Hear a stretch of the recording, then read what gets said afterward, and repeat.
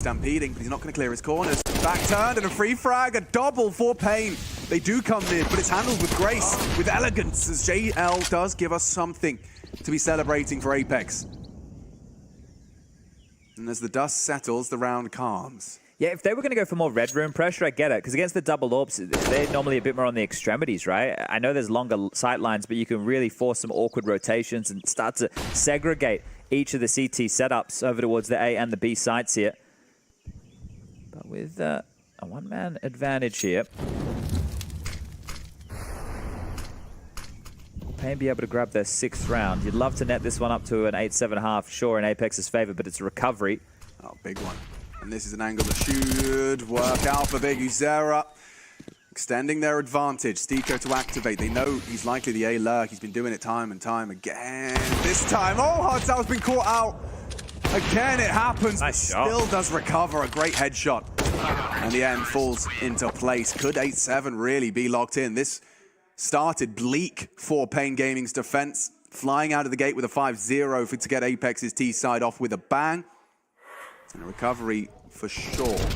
I think that it could have been an even better half for Pain here, right? You think if they didn't lose that Stiko clutch, yeah, they didn't lose that round. Surprised right there, aren't they? Starting to look a little bit more in the dumps here, Apex. I wouldn't say they're dejected by any means, but they will be trying to eject Pain in this round with a force buy. Yeah. Mac-10s and Deagles. You've lost 5 of the last 6 rounds of play. I think there's a reason for the dejection. Dixon, oh, he's testing Big Uzera. Mac-10, VM4, and they'll leave with a one-on-one trade. For a moment, Nekis builds upon it. Brought lower by JL. Jacob puts everything into that Deagle duel and loses it. But you can see the Furia comparison in some of that there. I know it was a lighter by round, but they pick up the rifle and they just continue running forward looking for the fights, right? They could take their time. They could, you know, take an extra breath here, but they clearly want to use their individual ability, their aim, and try and catch them off guard with a bit of momentum. So this is a round that I don't think Stiko and Nork have too many chances in, considering the circumstances. They don't have the weapons. They don't have the space. The best thing they have is the time. Yeah, I mean, he's a diligent player, is Stiko, and he's just out-orbed Zevi with his Desert Eagle. Okay, well... just do that 3 more times. And Nekis is on 28 points of health here. Maybe I spoke a little bit too soon. Maybe there is an opportunity for them to pull another clutch, and Stiko's already been involved in one. Nork had the chance at another. Oops. Smoke myself off, Cave. I'm still going to walk through it. Yeah. It's not bad. You might get this duel on Nekis. Oh, brilliant play. Stiko, he is heating up. Is he really going to recover this? He's been heard long loud. Nork makes it clear they're both here. Skull's wrapping around. Perfect play. Hidden though is Stiko. Nork aware. This is all heating up. This is chaotic. Stiko another. Can they finish? He's given him a chance. A massive delivery. Triple kill from Stiko.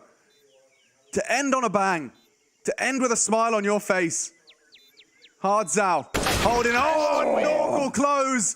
That is going to feel good to finish. We take a break. 9-6 the scoreline. Map 1.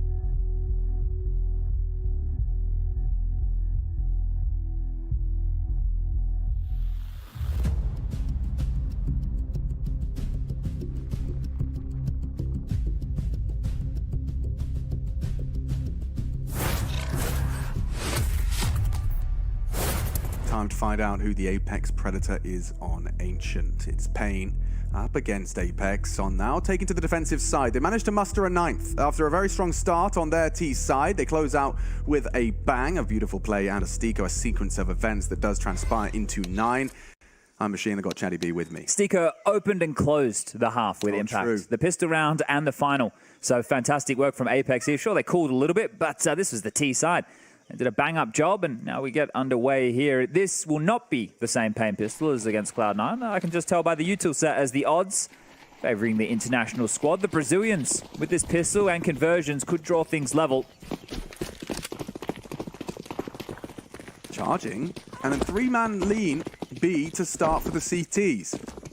Okay, this is the right call. Going through the red smoke as well. Normally when a red smoke lands, the CT... Oh, B push, B push, B push. Big Uzera. Not going to be cleared, and a clean headshot. JL responds. Nork about to be wrapped upon. A weird state of affairs as he jumps into the Skulls shot, and a second is built upon it.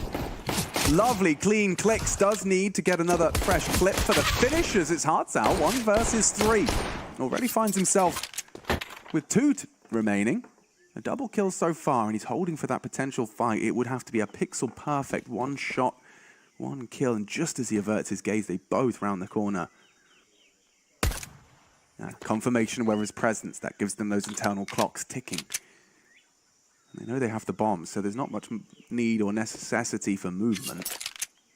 The problem is if he just gets spotted here every 5 or so seconds, that's perfect for Apex. They don't have to worry about him rotating around the world. Right. Now if he just stops and waits, they'll have to investigate at some point. And I think JL is already looking from one of the pyramids towards Cave. Spotted again. Now they know. Really nice play. They go for the double peek, and he isn't doing too shabby here. Takes a bit of flak damage. They'll use that flash, anything to delay. Of course, he has to get past them to get to that bomb site, and eventually that war of attrition is won out. JL posts his 3rd in that pistol. Another name that we've been saying an awful lot of, as he's going to be trying to level the scoreboard. Quite a quiet first half. Yeah, I think there was a while there he's held to about 3 kills on that T side. So not finding a huge amount of impact, but I expect that to change it. Yeah, this was a beaut, wasn't it? And I love all this pathing from Skulls with the jumps. He's really unfortunate to go down in that fashion, but good shooting from Nork. And JL, as you mentioned. And Hardzout looked a little bit disappointed in himself here. I think it was a hard clutch. The bomb was down a 1-on-2. Yeah, but that info strafing Nork was doing is like near impossible to get the isolated duel. But losing this pistol now makes losing that pistol in the first half that they should have won feel even worse. Yes, indeed. Oh, Kixon, you're going to get caught out 2 rounds in a row? Yeah, I don't know if the pros have a name for this spot on the left. I'm sure they do. Rat? I called it Beehive. Yeah, that works too. Don't know why. Beehive. Beehive. I'm trying desperately to find something that makes sense. I think it was at the same time as me and Rush were playing Valheim, and we were. You can get beehives For the honey? Yeah, well, you need the honey to make different recipes of potions and stuff. Yeah. Witchcraft and wizardry. Yeah, it's very out of your realm. Yeah, but sometimes, when I'm playing with Rush, we go down these. I like that. He's brought the fantasy, into my life. Into your life. Well, they've already got 1 frag off that D. Cards outdid it. They could fall apart if they continue to overlook the Sevi position. He doesn't really have a weapon for it. If he had a P250, exactly. I would be so much more excited for the prospect here. Like, even the Glock Dink is going to be... Even if he had a Zeus, I would have been more excited in that moment than a bloody P shooter. Yeah. Like, it's not going to take much for Kixon's MP9 to react. Especially now that this setup has been rejigged completely here. I mean, I like the big Uzera gap. Because it is a gap. No one's looking at this. You're right. Okay. Well, the problem is there's only 25 seconds left on the clock. Yeah, he'd have to be moving now. I guess he wants them to make a little bit of a fuss. There you go. Now we're talking. Kicks in. Delivers. Down. Another. JL double. Big Uzera should have North dead to rights here. Yep, does. But JL's done enough. Big Uzera. 2 to find. Not enough time. Not even to get the bomb down. 5, 4, brutal. He wants to die. Somebody kill me, please. Okay. He'll take that instead. M4 recovered, but he doesn't want to take a fight instead. He's playing. You can feel just how much that hurts for him, but they did so much damage. So much damage. And he really wanted that M4 because that would be great for him to have in this round. This is a perfect example of how a close round loss can really translate into a bit of a Bang. early response. Yeah, great shot. Yeah, But- Jake, and what am I meant to do against that? Apex, yeah, you've got 11 rounds. 11-6 looks great right now, but you had 2 alive, then 1 alive.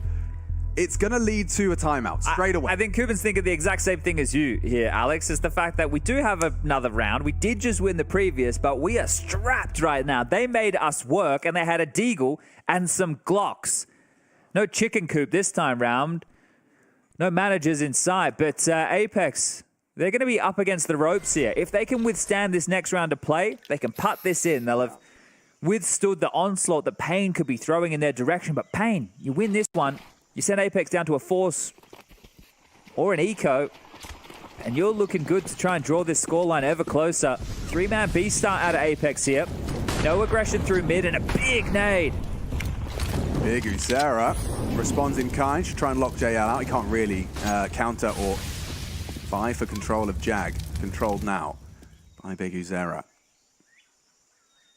Dropped into a retake setup on B as well, so lose cave. Everybody's slunk back. I think Kixon's calling them into action elsewhere to try and get some real estate, but Kixon needs to be so careful about his movements Bro, he's here. alone. It's the in-game leader call. It's a bit of a classic and steps up to take down Nekiz here. That means his smoke, then the kill, makes it feel like there's still 2 players on this site. Yeah, that's actually a really good sell.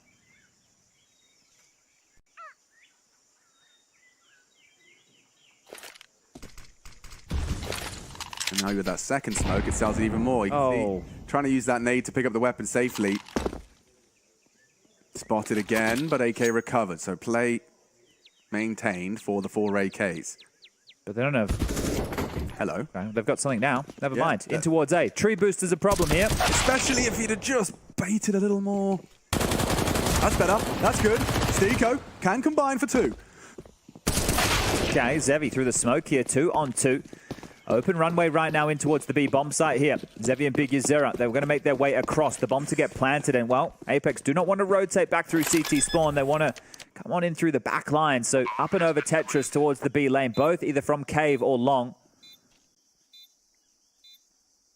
Defuse kit on Nork, but very low on HP for this.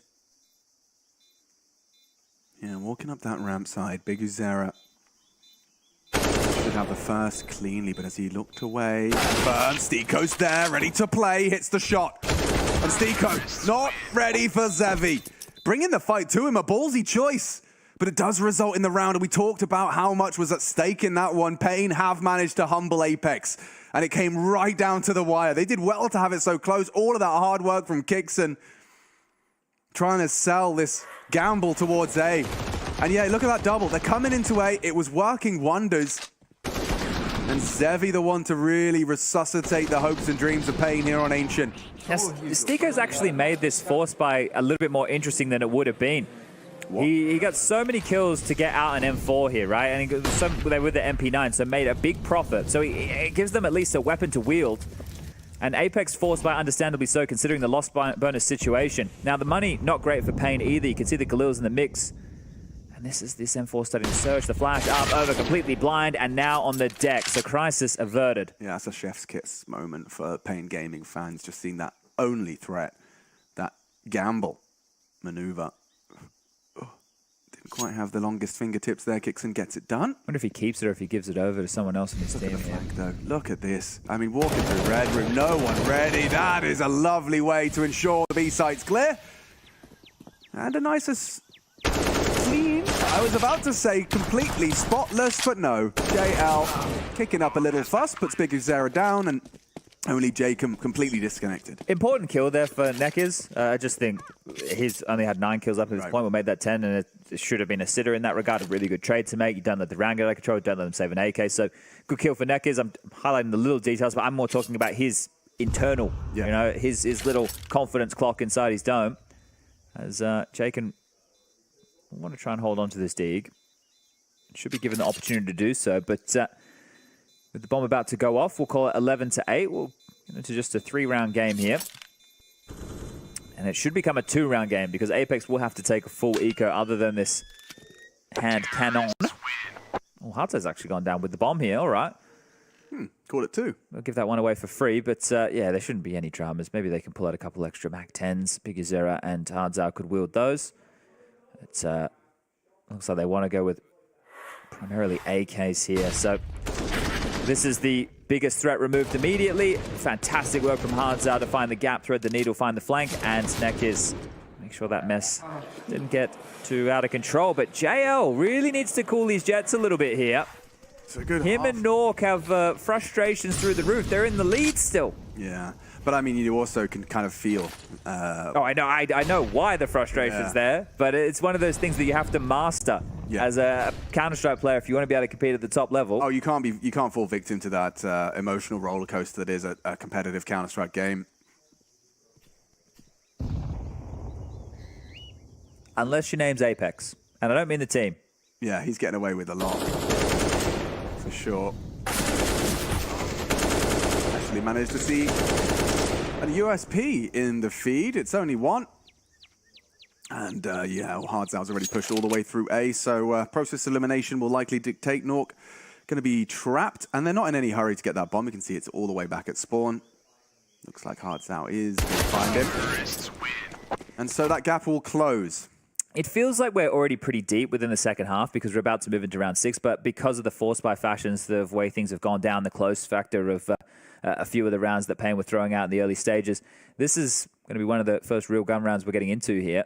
You can see Hardzao starting to line up the top mid smoke, but he also has the best spawn. So I'm curious to see, I don't think we'll see Pain just hightail it out mid now that they've drawn this to a 2-round gap. Taking a look at the CTs, Nork didn't have really well, he had a good A spawn, but doesn't have an AWP to wield. So 5 silenced M4s, no defuse kit, light on util for some players, and they will biff for mid. Oh, playing with fire as Skulls, he leaps through that smoke and returns. A main push.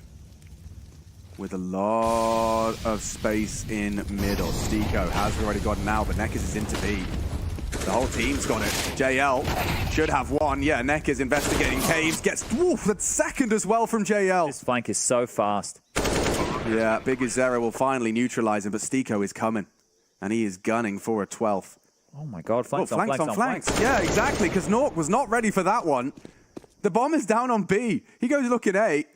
And, oh, Stiko's going to have at least a 3B. Yeah, 1. This is such a fruity round. Does he just go for it? Might force Bigazera to panic. Goes looking. Oh, no. Beautiful. They can't and stop they know him. where he is. They can't stop him. It's a 10-second defuse, Chad, and this is helpless. What's he supposed to do? Jacob laughing at him. All the way to the bank. Stiko with the A main push immediately out the gates of the round. How quick he was on that flank was not considered whatsoever.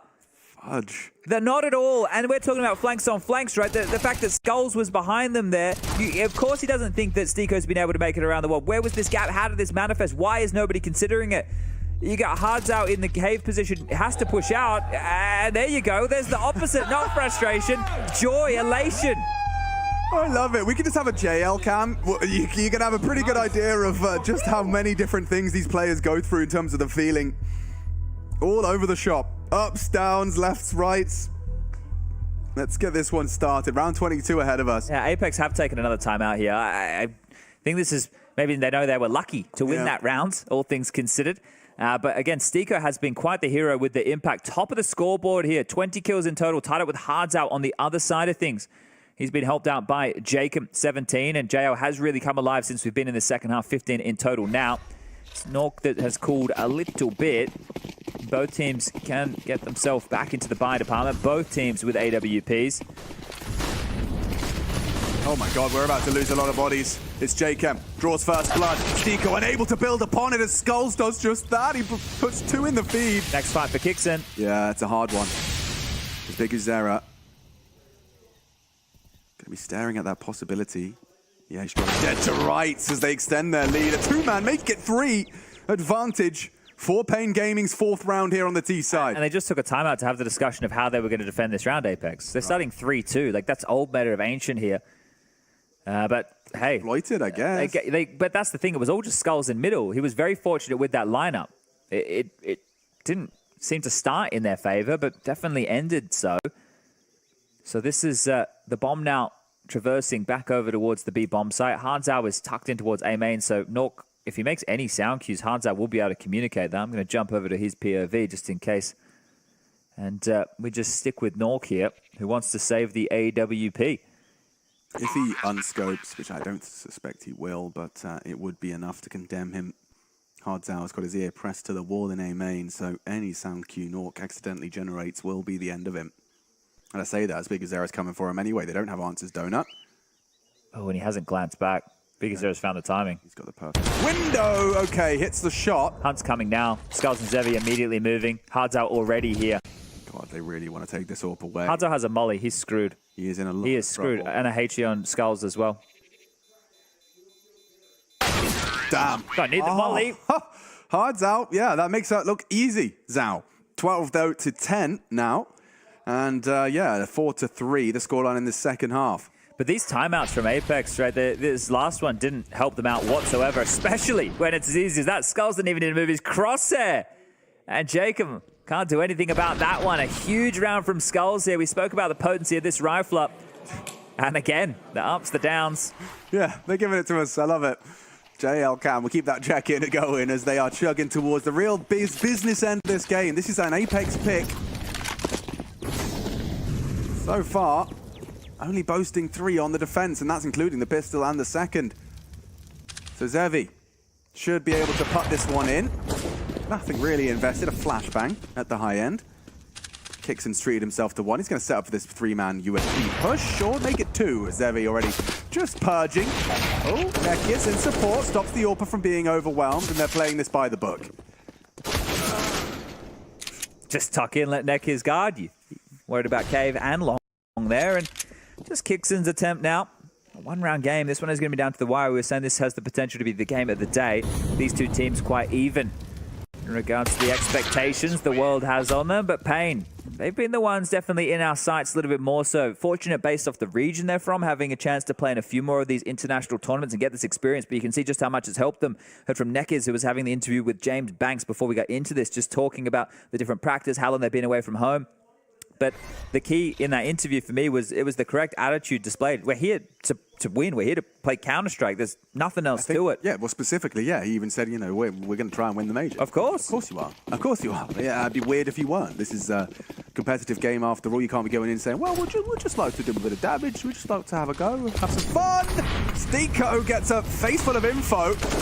Ahead of the molly is Hardzao. Jacob. Maybe going to be overlooked. A brilliant opportunity for the multi-kill. He only gets 1. A distraction, though, as Kixon does Everyone's strike. here. They're aware. The bodies are here. And Nork, aggressive on the AWP, gets Skulls down quick.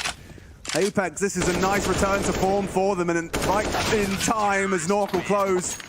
They'll recover a couple of extra AKs for good measure, but that was a shutdown of a pace change from Pain. That feels really, really good if you're Apex to have 2 players over towards A. After the previous round, you had just lost a mid fight where you were hoping to get some mid control. Now you've played 2 players immediately at the start of the round on that A site. You've kind of called their bluff in a way here, so a good read as Apex will stall out Pain for now. A timeout back the other way. We've had a few of these in the last spread of rounds here. We may as well use them before we get to the end of the game. Pain's turn to have a conversation.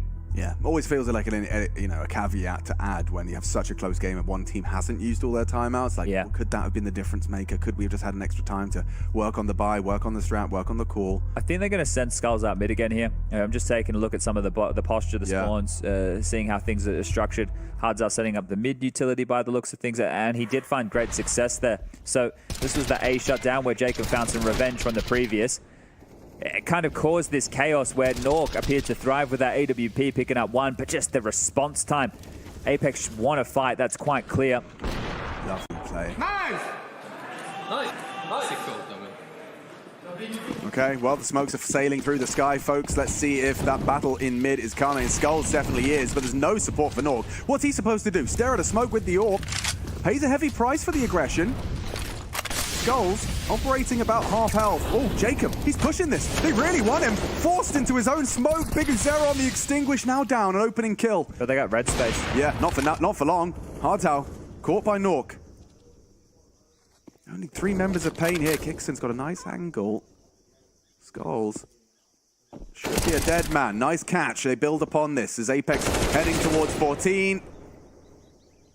Could do so perfectly. This is the kind of finish you want to see. You can see how heads up Apex were again.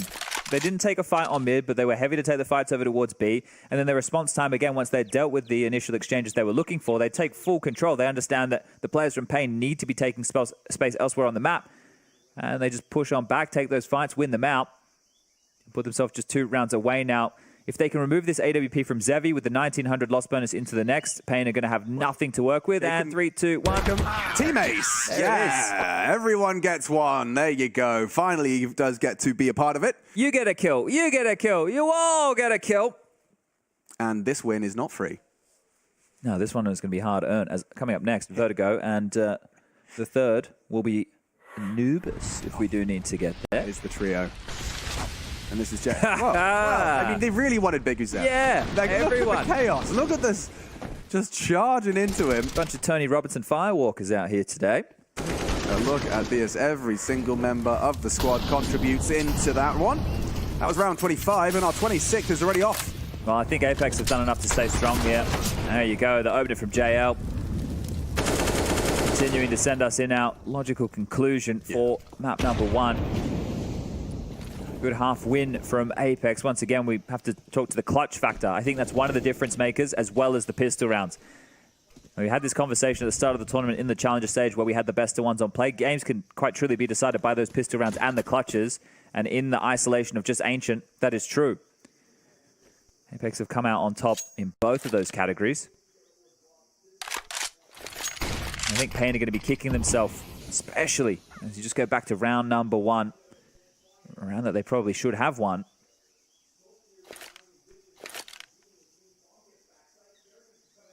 I have confidence for this being a 3-mapper with Vertigo next, but I'm sure Apex would have prepped quite heavily for Pain's Vertigo. There certainly could be a competitive second. Don't know whether or not Anubis is a guarantee, but given the state of play on Ancient, you know, Pain really did push them to their limit. But as you've already highlighted, it was the... I think we got a third. Okay. I'll go on record right now. I think we got a third. Okay, I'm excited for it. I mean, I definitely wouldn't be complaining getting a Vertigo and an Anubis between these two. Some high-octane Counter-Strike, as Skulls does put 1 down. And Hard's out, unable to get much more. So, 15 is already locked in. OT at a minimum. But I don't think that sounds all too good for the CTs. Now, they've got plenty of cash to splash in terms of having their stabs at this. 4 opportunities to secure their map pick. Ideally, they do it now, but AKs will be in play. And I wonder what the call is from Pain. I feel like they'll go back to fighting mid because that's what's worked for them in a couple of these rounds here.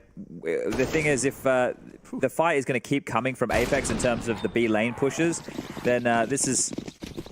Okay, 2 fighting mid again. Yeah, here they come. They want some blood. Those early frags have favored Pain. Will they again? Nork gets away, disappears into the smoke as Xevi's gone 2. It looks like it's all falling into place beautifully from Jacob as he tames the spray onto Nekkers. Just Big Uzera here and would need the impossible in order to extend play. Yeah, I don't know what the Apex tagline is, but I think it should be just run at them here, as that's exactly what they've done. 16-11. That one's going to feel real good. A couple of major debutants, Kixon and JL, getting a victory here in the best of 3. Better than they were able to do against G2, and now just 16 rounds away from the Legends stage.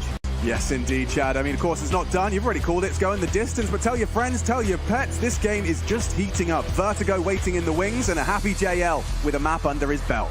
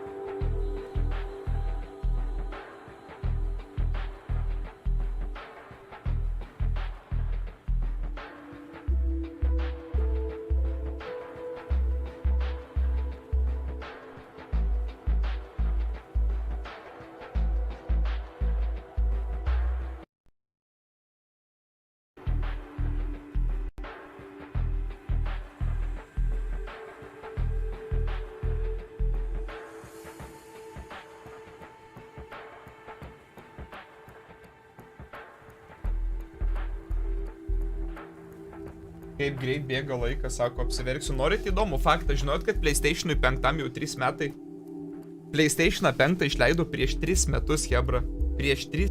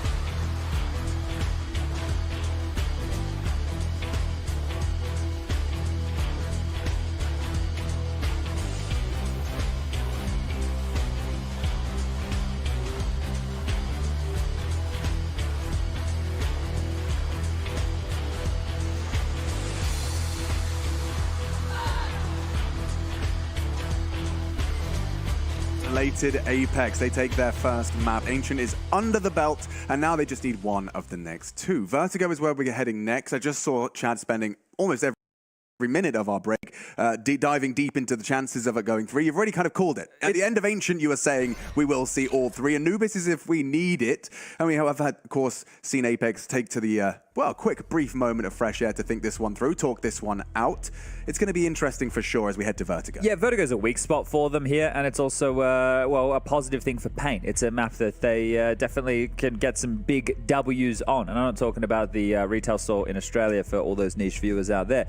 So I think this is going to be a tough task for Apex. You look at some of the losses they have next to their name. I think you were having a look as well. Let Us Cook is one of those names, featuring major champions such as Snax and Bialy. But no, when you talk about it in modern Counter-Strike, this should be a tall task for Apex if they want to get this done in 2. There's the scores on the door. Stiko, 23 kills to his name, and there was a whole lot of impact that came with those 23 clutches to open and close. Well, it wasn't a clutch in round 15, but it was 3 kills to set Nork up for a clutch. So yeah, lots of impact from Stiko. On the other side of things, Skulls doing what he does. Zevi, the star AWPer over there for Pain, needs to find himself a bit more form as we do move into map number 2. Otherwise, Pain will be dropping down to that 2-2 bucket of teams, which Fours have just found themselves there with the conclusion of the FaZe versus Fours matchup on that A stream.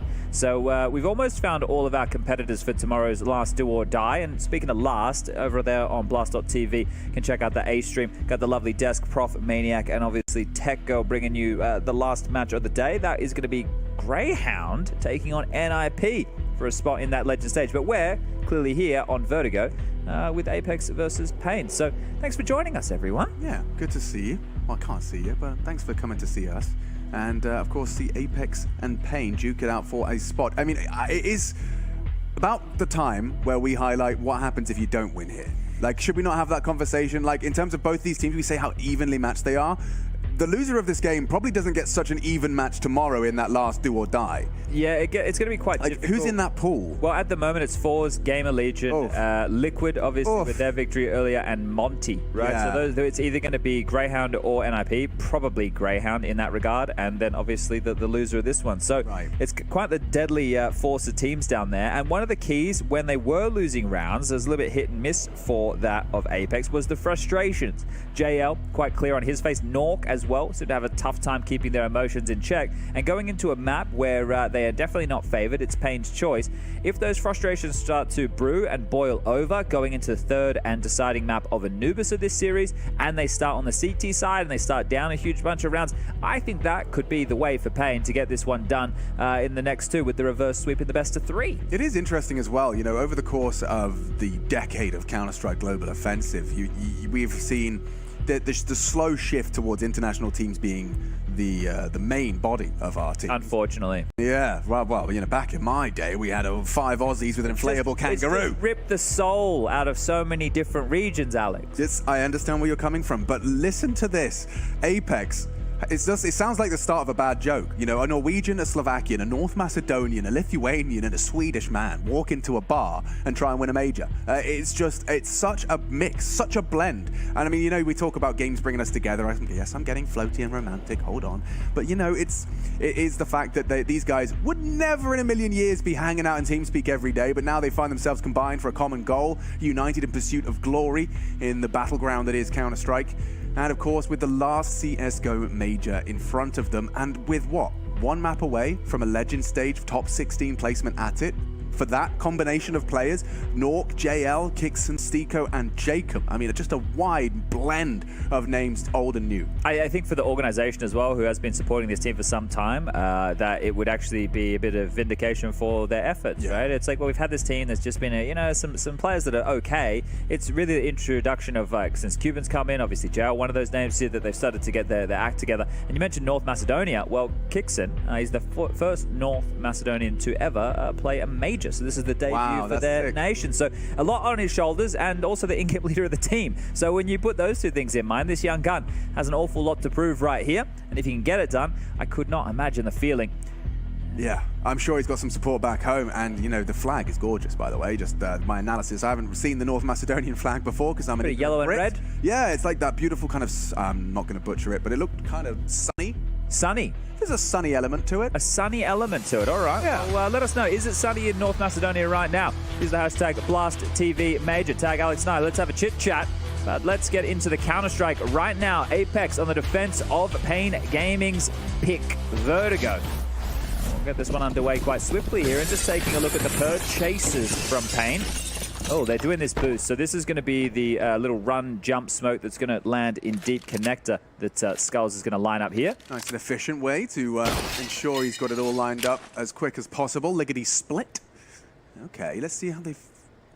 So they group mid, then they smoke A, hoping to force a rotate out of middle. Kicks in.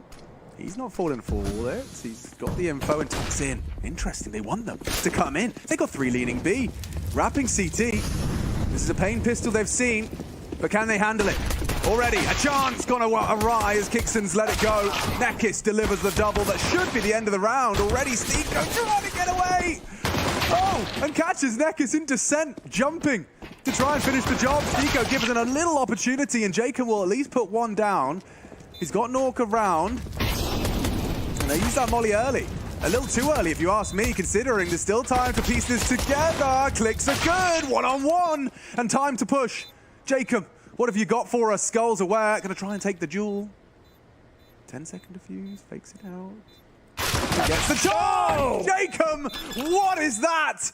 What a recovery! The Norwegian finds 3 in the pistol. It felt like Pain did everything right until they didn't. Yeah, and Nekis is going to look awfully stupid for that knife attempt, considering the circumstances and how that one all fell apart. The smile on the face, laughing about that one, and another pistol for Apex here.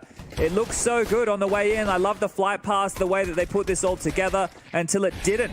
And Jacob, the highest rated player for this team on this very map, is able to pull off a one-on-one, another clutch on the pistol to start the map.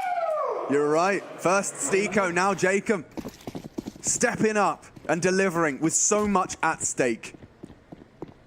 And so into, wow, that is a very threatening second round. Okay, light on nades, but we got 3 AKs in a Galil in play. Yeah, and they can just wait out the early onslaught of protocol utility, right? Yeah, you can allow them to block you early. It's a very long round ahead of you. Still a minute and 35 seconds on the clock. And body spotted, damage done. Big Azura brought down to about 67 points of health here.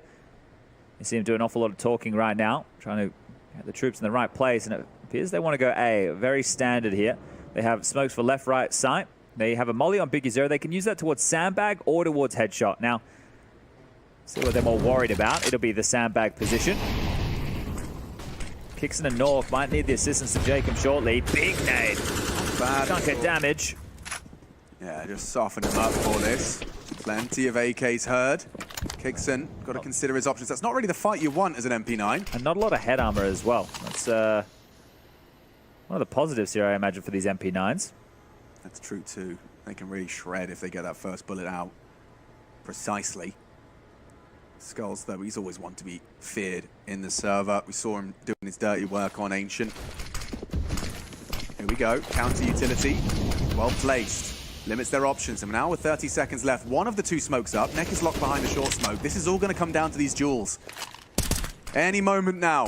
First blood drawn. Big Uzera. 1, 2 back as well. Kept it level. Can't stop the bomb plant. Skulls fakes it out, though. Can't be disrupted. If only they had the HE. It's coming, but it's late. Stiko's here, but he's still going to be able to remove Skulls, so put themselves in a number advantage for this retake. It's all or nothing for Hardzal's position. You can see the bait from Neckers. He's making loud steps, hoping they overlook. And JL ready. Apex, one more is all they need. 3 to overwhelm him. Jacob puts his name in the feed again for a second. And that's 2 AK-47s gifted over. Make it 3. Yeah. They get all of them. That's an Apex dream to start off Vertigo. Did the housekeeping there, made sure they went and they picked up all of those upgrades. Another plan and an attempt here. Poor Skulls just nowhere to go. Can't run, can't hide, and can't do anything about that flak damage. The silent celebrations are just, I don't know why. I think we need to get a montage of coaches trying to contain their excitement.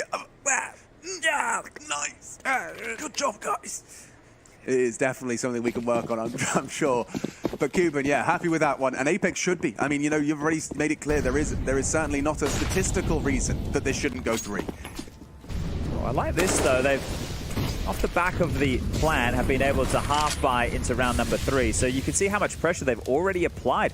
Lots of smokes across the map. Take a look at the radar.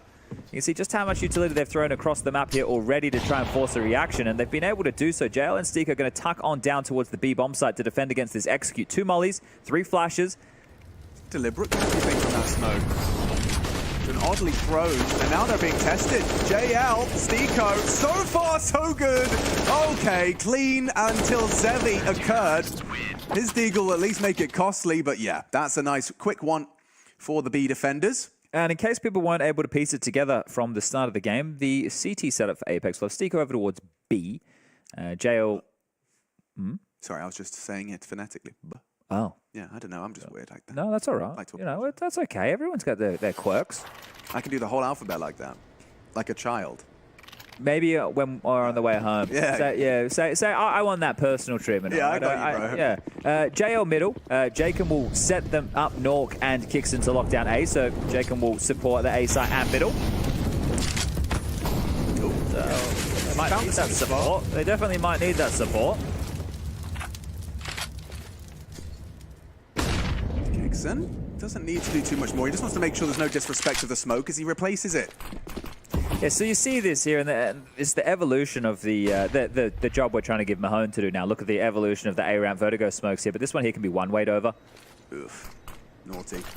And then there's a response again with their own. Oh, that's a big mid-fight. Hardzal's won it out cleanly. 100-0 for Jacob, and that's his first death. Does that result in a first-paying round? That felt like very premeditated in terms of walking out, looking at that fight. And as I've been looking at the top-down for a lot of these first 4 rounds, Jacob's been in that position a couple of times now. So just an A finish could be perfect here. They're gambling, though. They're putting all their eggs in this basket. Look at the util available for Apex to try and defend this. So this is the thing. If they do not fight, if Kixon doesn't get in their face, they're in trouble. Kixon, if he gets the timing right, Hawk needs to flash, and now Here it comes. Swinging out and delete it. Big Uzera delivers. Skull, Zevi all put the name in the feed. Team kill, sure, but that shouldn't be too much more for Stiko. They know where he is and already heading home, looking to hold on to what he can. Yeah, Hansel's also on the hunt here. He started moving immediately, trying to see if he can take this one away. So this is going to be the first round for Pain.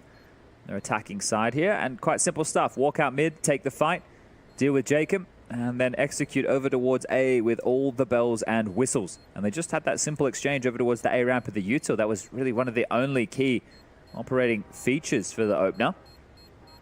Now, I think if mid has been identified as a weakness that Pain are hoping to exploit here, Apex need to have something early that they can try and do to apply some pressure there. If JO gets called across to B to help out Stiko, then Jacob's going to be holding it quite passively. They might need to throw in some aggressive maneuvers early here to see if they can remove that option from the Pain Gaming camp. As far as the buy goes, Stiko could drop something, but this is the reason that we do see Apex take a tactical timeout. Really just work out what the best option going forward is, and with the loss bonus of only 1900, you should see them go for the force. And here's the man of the moment, Coach Cuban, having a chit-chat. Not a Kit Kat. I could go for some chocolate right now. Yeah, well, we have taken a break. Apex just getting their heads back in order. And I can see they're just getting ready to get Greyhound versus NIP underway on that A stream over Blast.tv. All those fun factors over there. Scrawny and Launders will be bringing you the action of that one. So you can watch it. If you got dual monitors, maybe you got a tablet and a PC screen, maybe you got a TV, maybe you got all the good stuff. But let us know how you're watching the game as Run Boost, here we go. A start. Everything cool over there? Into B. Definitely cool. Cool as a cucumber on the B site right now. This force fight from Apex rumbled immediately. I like the idea. Lovely idea. And it results in an early B site. Just like that. Neck is, however, caught off. Good awareness. And actually, yeah, Jacob, he's coming for you. Is he? Not a pair of hards out. Hard clear. And it leaves us in the clear. A nice conversion for their second round. Yeah, looking to hold on to these goodies, aren't they? Next round should be an eco from everybody else on Apex, so we'll be drawing this one ever closer, just the one round now. And this is the thing, I think that we need to see the flex out of Apex here once we get into the later gun rounds. This is still very early stages. If this is going to be a competitive affair, I think with how evenly matched these two teams may be on paper, I think expecting Pain to pick up their map is pretty standard. Kixen, very lucky to be alive. The steps below him, doesn't want to go for the frag. Oof, okay. Could have had a chance right there. Well, James Banks has actually heard your call, your plea, and delivered us some chocky. That was really quick. Yeah, do you fancy anything for later? Well, there's an awful lot of options right there. I'll let you consider. There's no Kit Kat. There is no Kit Kat. No, I'll maybe I'll save some of those for later this evening. Yes, we'll get that slow release energy. Yeah, maybe take something home for Harry as well. Oh, yeah. He's been having too much fun. We got to keep him fed and watered. Well, we're going to be seeing a little bit more friction early, those two rifles. Oh, they missed their yellow smoke, Alex. It's off the map. Oh, okay. Could have got awkward if Zevi hadn't have found that frag. Those two players were about to be Molotov'd out of position.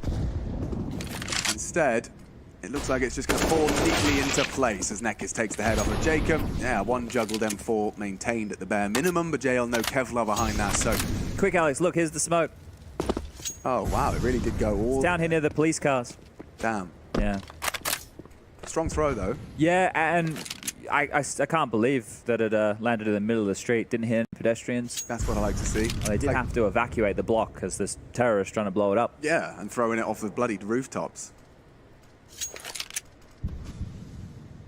I used to have a unrealistic fear of people dropping coins off of tall buildings. Oh, that's just what people do, huh? Everyone goes... I don't know. Well, yeah, at one point in my life, that was the talk of the town. Like, you know, if you dropped a 5p piece off the, what's it called? The Empire State Building. A 5p piece. For those playing at home, P stands for pence. Now, if you're not from a country that does everything else by dollars, which is most of us, that's like cents. Yeah, we have pence and we have pounds. And 5p is the smallest piece. Like your... what do you call a little finger? Pinky? Yeah. Yeah, like a pinky nail. Okay. Yeah, that's a... Unless you have small hands. Yeah. Take away another gun here if they can. Stiko will get something done onto Zevi there, but this is already a very good start for Payne, and you can see a slight smile on the face right there. Give him the 5. Don't leave him hanging. Those 5 fingers, not the 5 pence. As we will now return to gun rounds. Nork's AWP is out and about, and he's ready to shake it exactly that way. He's got the spawn. Now, if this is going to be indicative of how comfortable Nork is on Vertigo. If you've got this spawn, you tend to have the opportunity to take at least one pot shot crane or short, be it set up by your team, and it's not going to be relevant. Look at that. We run boosting again. They're charging. Run. They're trying to exploit Stiko. They want to target this boy. Slovakia needs help. Quick. Hasn't called for raid just yet. Access to B stairs already. Loses a lot of health to that nade. Another nade on his nose. He's down to 19 HP.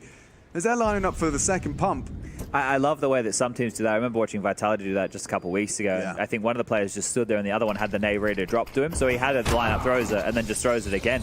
And there you go. That AWP, it is going to profit. So Nork will find one, but Molly now out of position. This will spill into his line of sight and force him back. So cannot continue to contest from Yellow. And, well, it's all a bit of a ruse here. They are returning back towards B. Neck is out mid, stretching the legs. Yeah, this could be something. JL kind of conceded this mid fight. Knowing Stiko was so low, he kind of chose to batten down the hatches on B, but it does mean the mid is a gaping void. Jacob will have to do some housekeeping, checking. He's going to get a shock if he returns. And JL's under pressure here as well. You can just see how awkward this feels. It's squirmish. Yeah, and it's funny because, you know, they technically have the man advantage. They're cooked, aren't they? Kixon not ready for that one. Panic stations now. Nork's going to be in an awkward spot on top of the bomb site boxes with an AWP, and he's pressed in with a scope. Still delivers, strafes away, gets another chance to play. Misses his chance, baited beautifully by Hardzal. They might not expect Jacob here. He's normally the mid player. Might be able to sweep in and cancel this. Jacob, oh, they're planted on the other side. So do damage. They're not ready for that. And Hardzal does manage to do a lot of damage, inflicts 80. The nade's in the wrong place. Big Uzera's in the right one. Stiko, we talked about those nades. The B defender left. They expect to see him coming in through this area, and they replace the smoke with the flame to secure it. Yeah, I think that Payne have a really good read on the way that Apex like to react to things there. The fact they just walk 3 guys out mid and get so much room and even just appear in elevator. Like, Kixon had no idea that was even possible. But of course it was possible. There was no eyes on middle. So this turtled up factor that they're going for here, I feel that for Apex to rectify some of their CT issues, they need more real estate on the map. You either need to be more aggressive, make sure that Stiko can't get bullied at B. Oh, yeah, going to hear that one. Not going to step back into that spam by any means. One round lead now. Yeah, this is what we were kind of expecting coming into Vertigo, or at least you were. I was starting to get on the Apex hype train, but after that pistol, it's certainly going to soften the blow. The fact that they managed to get out of the gates with a convincing 3, got some smiles on their faces on this less than ideal map for them. But yeah, Kixon's had some pretty sour deaths so far, and as a product of that gap in middle, conceded another. Yeah, and it's always difficult to do. We were talking about Diha just the other day, and the way that when they would rotate, they would almost completely evacuate B, and then Diha would have to deal with mid and B on his own. But it just meant that he was susceptible, not the rest of the team. Whereas this turtle that Apex are going for is giving so much space for Payne to work with here. But with the saved guns, yeah, this could certainly right the ship. Low percentage chance, but you know, you can expect to see players boosted up. You can see look how many members of Payne are checking for the boost. When you know there's a couple of saved guns and you're heading into A, makes sense. Spotted one and spam, not too shabby. Look at the damage inflicted as they're already dumping util. There's a lot of pressure on the side. They just want to go. They just want to brawl. And Kixon's managed to... What is that? A double nade from 2 separate nades? Big Uzera skulls. Dunked on by Kixon. And Nekis ruins their day. Just as there was something quite beautiful occurring. He catches them trying to mantle the boost. It would have made sense, but caught off by the pace of this. And it's Payne and nil unorthodox to go so aggressively into the unknown. It's worked wonderfully. You know, again, Stiko's options are minimal. Suboptimal. Unidyllic. and it just has to be another save here. I just took a quick look at the aces so far. So last one that we remember was Lukowski grabbing one yesterday against Liquid. Well, since then, Twist has grabbed one in their victory over Fours on Nuke. in round number 1. So not bad from old Twisty Boy. Twisty Boy had a pistol ace. So we've got 6 in total now, aces so far over the course of the Challenger stage. Just keeping track of that. One of those little fun stat lines. So taking a look at some of the maps played. Vertigo, this is only the second time that Vertigo has been played. So I think we've done both of them. yeah, we did NIP versus versus ENCE. And yeah, well, because I said Diha, it should have been on the tip of my tongue, shouldn't it? Nuke's been the most played, but only just. Mirage, Ancient, Inferno, Overpass, Anubis, and then Vertigo in that order. So here we go. Quick. Back in with the rifles. Liggity split up A. Look at the pace. And there is a CT aggression. There is.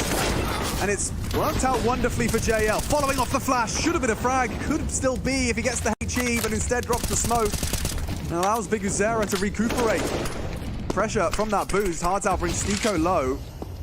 No, the Bianca is wounded. Stiko doesn't need to move too far. Summoning Nork as well for an investigation. And this time, where is JL? He's mid-reaggress right now, I think. Okay, so he has actually still got that gap covered.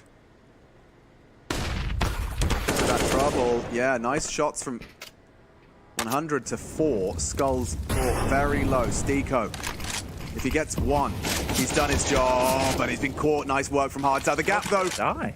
should do. Nice nade. More required, as that's the flank from JL. Coming in hot. Does connect it onto the bomb. This falls apart. This is a 4th for Apex. Finally breaking their silence. How long has it been? A run of 5 from Pain.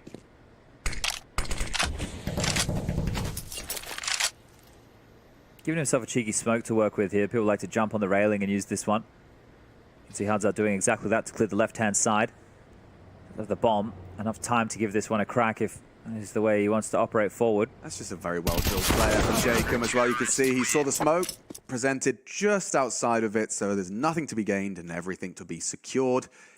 So, 4, Apex, that's exactly what they were looking for. It took them a while. Well, the key is winning the opening exchanges over towards A, right? And not giving up a kill, not having to force a heavy rotation. And one of the things I like, the detail, you asked the question, where's JL gotten off to? Well, he reaggressed mid to make sure that gaping hole, because we've seen them turtle up on either side here, he actually reaggresses into mid on low HP and removes that as an option. So, trying to make sure that can't happen to them again. But there's more than enough money for another Pain buy. And this time, back to a bit more of a standard approach, a 3-1-1. Oh, there you go. That was some mid-aggression, I think. Yeah, that works nicely. That's a gorgeous little flash that does catch him, but behind the smoke and safe.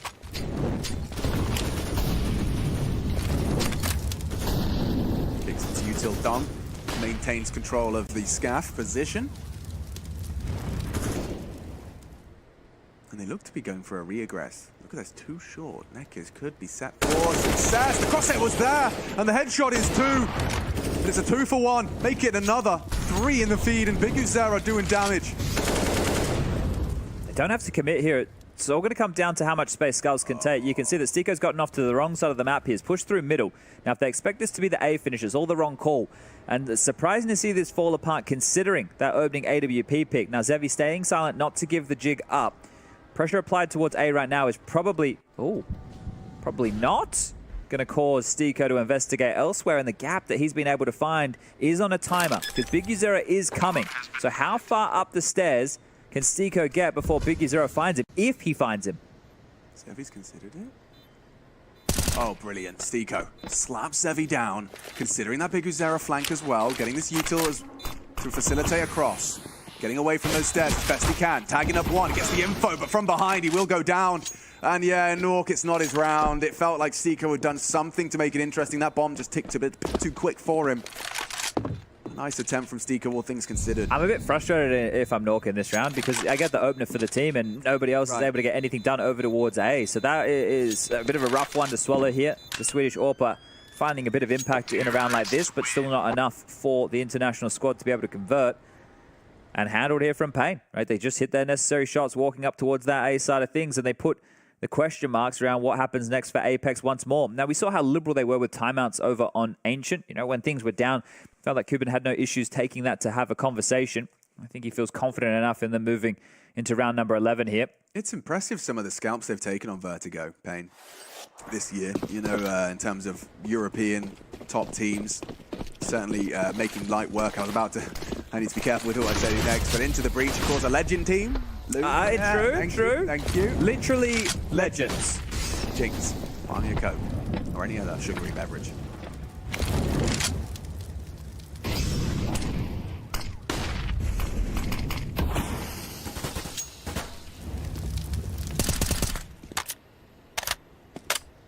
Steeko's got instant help this time, so a bit of a deviation from the norm there. And they are coming towards this second letter of the alphabet. So Steeko, he's responsible for their boost. They're setting this up now. You can see the conversation being had, people needing to get in position with their mollies, their smokes, all their contact. There's a boost here. Yeah. It's a nice angle for that jiggling second. JL on default. On their way now, stampeding. Molly's in the sky.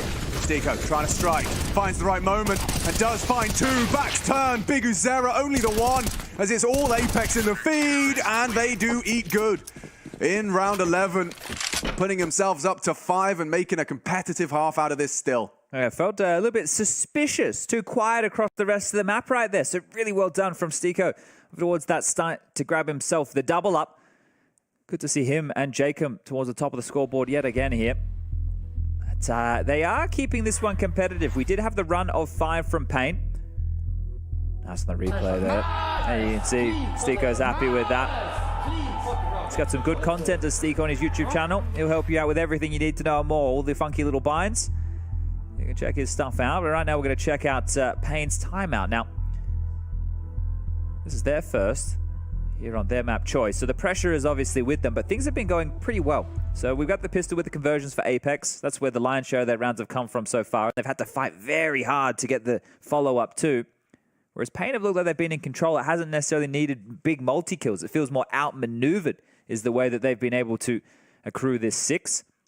But this is an important round for them. If they lose this, they will be down to a save in the following, and that will open the door for Apex to tie things up and potentially even take the lead.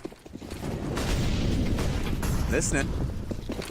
It all hinges on the way in which this starts. Nork might disagree, but typically it's about that opener.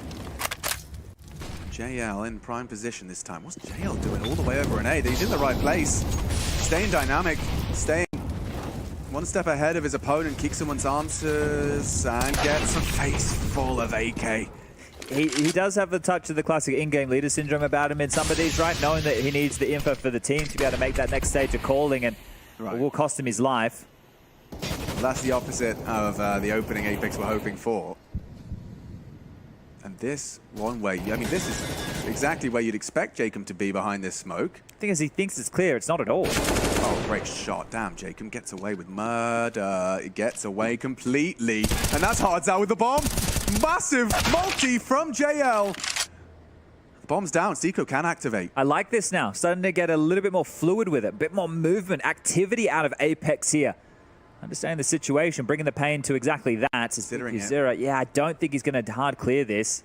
Look how dynamic Jacob is. He just wants to catch them on the clear. Oh, that turn! Did hard clear it. Big Uzera's giving him a solid shot at this now. Yeah, where's Steeko? Where's that flank? He's taking his sweet time. He doesn't know they're both on site. Knife out now, sure, but Nork, again, feeling rather helpless. A little bit of a gap for him to maneuver through. It's an important gap. It means they haven't pushed through towards the heaven position. Oh, and there's Steeko from behind. They weren't expecting that. That was quick. That was effective. And Big Uzera handed a clutch he can work with. He's already got 2. Make it 3 as he can pull it across the line himself. Nork has a smoke. Smoke, but an orb. And the nade not bad. Nork on the bomb. Big Uzera now heard them off. Wicked mind games here as he's charging in towards the bomb, trying to hit the knife. Nork needs to hit it now. Hit it there, and now it's awkward. It's terrifying. Dear. Yeah, straight-faced. Big Uzera stays straight-laced. The quad kill goes down with the bomb, but mission accomplished, a 7th. Locked on in. Oof, I wonder if Big Uzera could have gotten away from the bomb there if he had run a little bit further. I don't know. Didn't exactly get to see. He was too busy doing the fist bumps there at the end, but they're actually a little bit strapped for cash here, Payne. And that one's a stinker there for Apex, considering I love that JL regress. As you mentioned, what's he doing over there? Well, they had changed their setup a little bit. They brought Norks up to mid. They kept Stiko at B, and they, well, did lose Kixon early towards that A side of the map, but it felt like they had done enough to recover between Jacob and JL. It did. Yeah, I loved the way Jacob was playing that. And, you know, we are also chalking that up to a big Uzera clear. Like that hard clear timing onto Sandbags did, well, not seal the deal, but we saw that 1v1 transpire. You can see the risk of that, right? Like, as he's walking out, he has to worry about players everywhere, and he has a teammate with him, so worst case, hopefully he gets traded. But the fact that he's happy to sweep that with and his clear back turned exactly. So you're having a lot of faith. And here's the knife at the end. We're getting this from, I think that's Skull's perspective. And yeah, it was. And that's just funny because he hadn't even stuck the defuse. Yeah, I think he just got a little lost in the sauce there. This is like a third round buy from both teams. Feels like a bonus from Payne, and like M4's lacking kits and U2 here from Apex. And yet we find ourselves in round 13. It's off the back of Look how far Nork's down. What the fudge? Okay, Hardzao can't believe his luck, and Jacob's trying again. What an Apex! Okay. It's just like Ancient though, right? I remember again I said that some players have told me these guys are a little bit like Fury of V2. Well, there you go. There's another example of exactly that. If the fight doesn't come the way you want it, take it on your own terms. But this time, stomaching a two-man disadvantage. They couldn't get it done with a one-man disadvantage. Let's see how they go now, as they're going to have some heroics, multiple members requiring multi-frags now. 3v5. Goes 3v4. JL. He provided the first. And actually opted to back up B. So you can see that Kixon he's responsible for all of A, and he's worried about his mid flank. Lining up to the incendiary. This will stop it. No, it won't. Tell a lie. Skulls will be punching in those digits. Oh, no. And that's held by Stiko. So there's the mid flank alert. Oh, with Kixon dead and buried by Skulls. The headhunter himself. A double from him. And a smoke short, sure. Another one picked up by JL. He has the kit. He has a chance. If he could just get that smoke on the bomb, it could get awkward. There it is. JL up and over. Need a double spray. Goes transfer beautifully. Holding now for the hold. And it's only a 1v1. And just playing time beautifully. Hardzao's got this one in the bag. He's picked up the kit. We'd have to whiff it. Sitting it. That's lovely. That's a one out half. On their map pick, Payne. A lot of vertigo repetitions, and it shows in their gameplay. There's that frustration we were talking about yet again. The conversation being, sure, they win Ancient. They move into a map where they are not the favorites whatsoever. This is Payne's home turf. If Payne pick this one up and these frustrations continue to brew with the type of rounds they feel they're losing, you move into Anubis as the third and deciding map here, a map that we know can be very streaky, especially for that T side. This could be Apex falling short in their 2-1 matchup. Remember, this is not an elimination game. It's a progression match to that legend stage, but still for both of these teams, it would be a step in the right direction. Another missed smoke as well. Need to get back in the training room and make sure they're not missing that one. Yeah, no, that is if you're hard to miss. Well, especially if you're the A rotator player.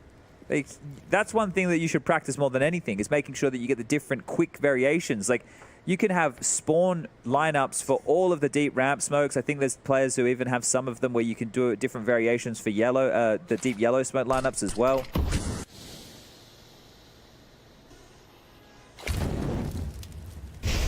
It's a real gift here for Payne. As long as they secure this one, 10 is definitely a conversation. They have looked a whole lot better in the gun rounds here. And again, a group nade effort. We've seen this several times. Kixon just getting abused. 3 HEs and spam through the smoke. Nork's position now known, noted, and almost knocked out as he will be removed from Zevi. It's just Stiko and JL now. Stiko's found himself on another flank, I believe. He's not clearing this.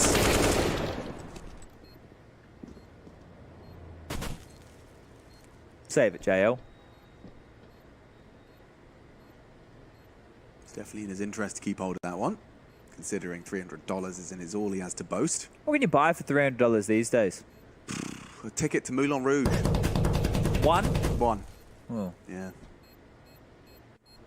How familiar are you with the Moulin Rouge? Watched the movie.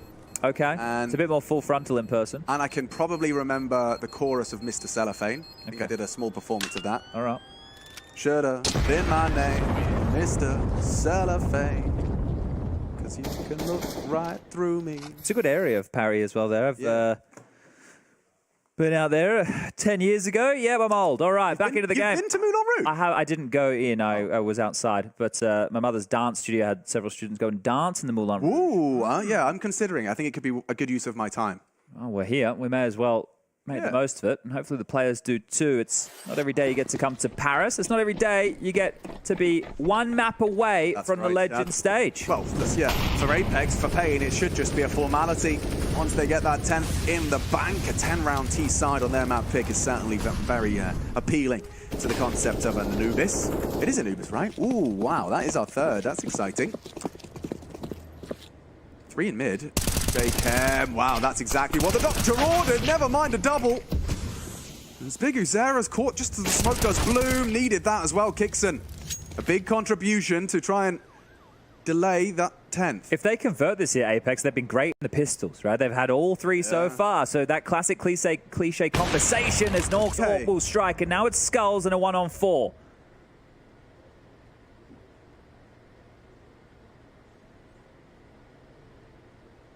No fun for Skulls in this one, but he's got all the time in the world. You know, a la the Stico clutch a long time ago now, the first round of Ancient, but you've got all that time, you may as well use it. He has a lot of room as well, but I guess that could come back to haunt him because at some point he will need to be a little bit lazier in his clears. If he clears everything perfectly, he's going to run out of time. 40 seconds left. JL is going to be the real nuisance here because he's going between looking for the elevator slip and the Guardian or window construction, whatever you want to call it, jump up. Yeah, so JL's going to have a good time with this one. And it closes it out with 6. Okay, Apex, if they can take the pistol, maybe there's a conversation to be had about the 2-mapper. But it looks like Pain set in their ways to take us the distance. Join us after the break.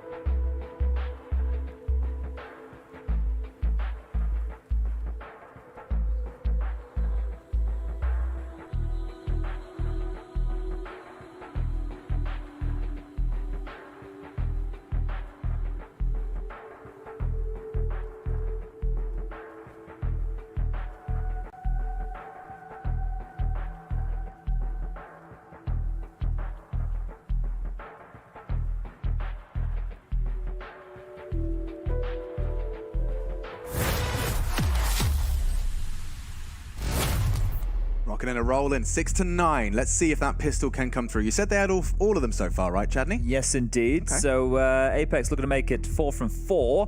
And that would be one way to draw themselves back into this game. Now, Pain, the heavy favorites here on Vertigo. A map where Apex, if you take a look at well, their win percentages, this one is down the bottom. Anything lower than this is their permaban of Nuke. So, Right. you know, this is definitely, I wouldn't say a targeted pick from Pain. This is also one of Pain's good maps. So it kind of works out nicely if we can pick our favorite and there were simultaneously. We're going to set ourselves up for success here, but a slow start.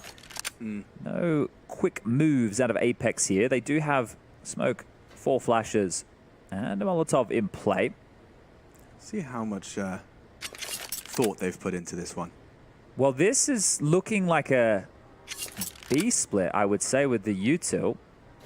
Jacob's Glock is called Thank You Mum. Do you think she bought him a Glock? I hope so. Look at those Vox Oh, it's stickers. Vox stickers. Look at that. More. Fan. He's a fan, Chad. Here we go. Action begins as a B wrap comes through. They've got the players here. Kixon's in, and it seems like there's not much going on, but as you round the corner, the rude shock hits you.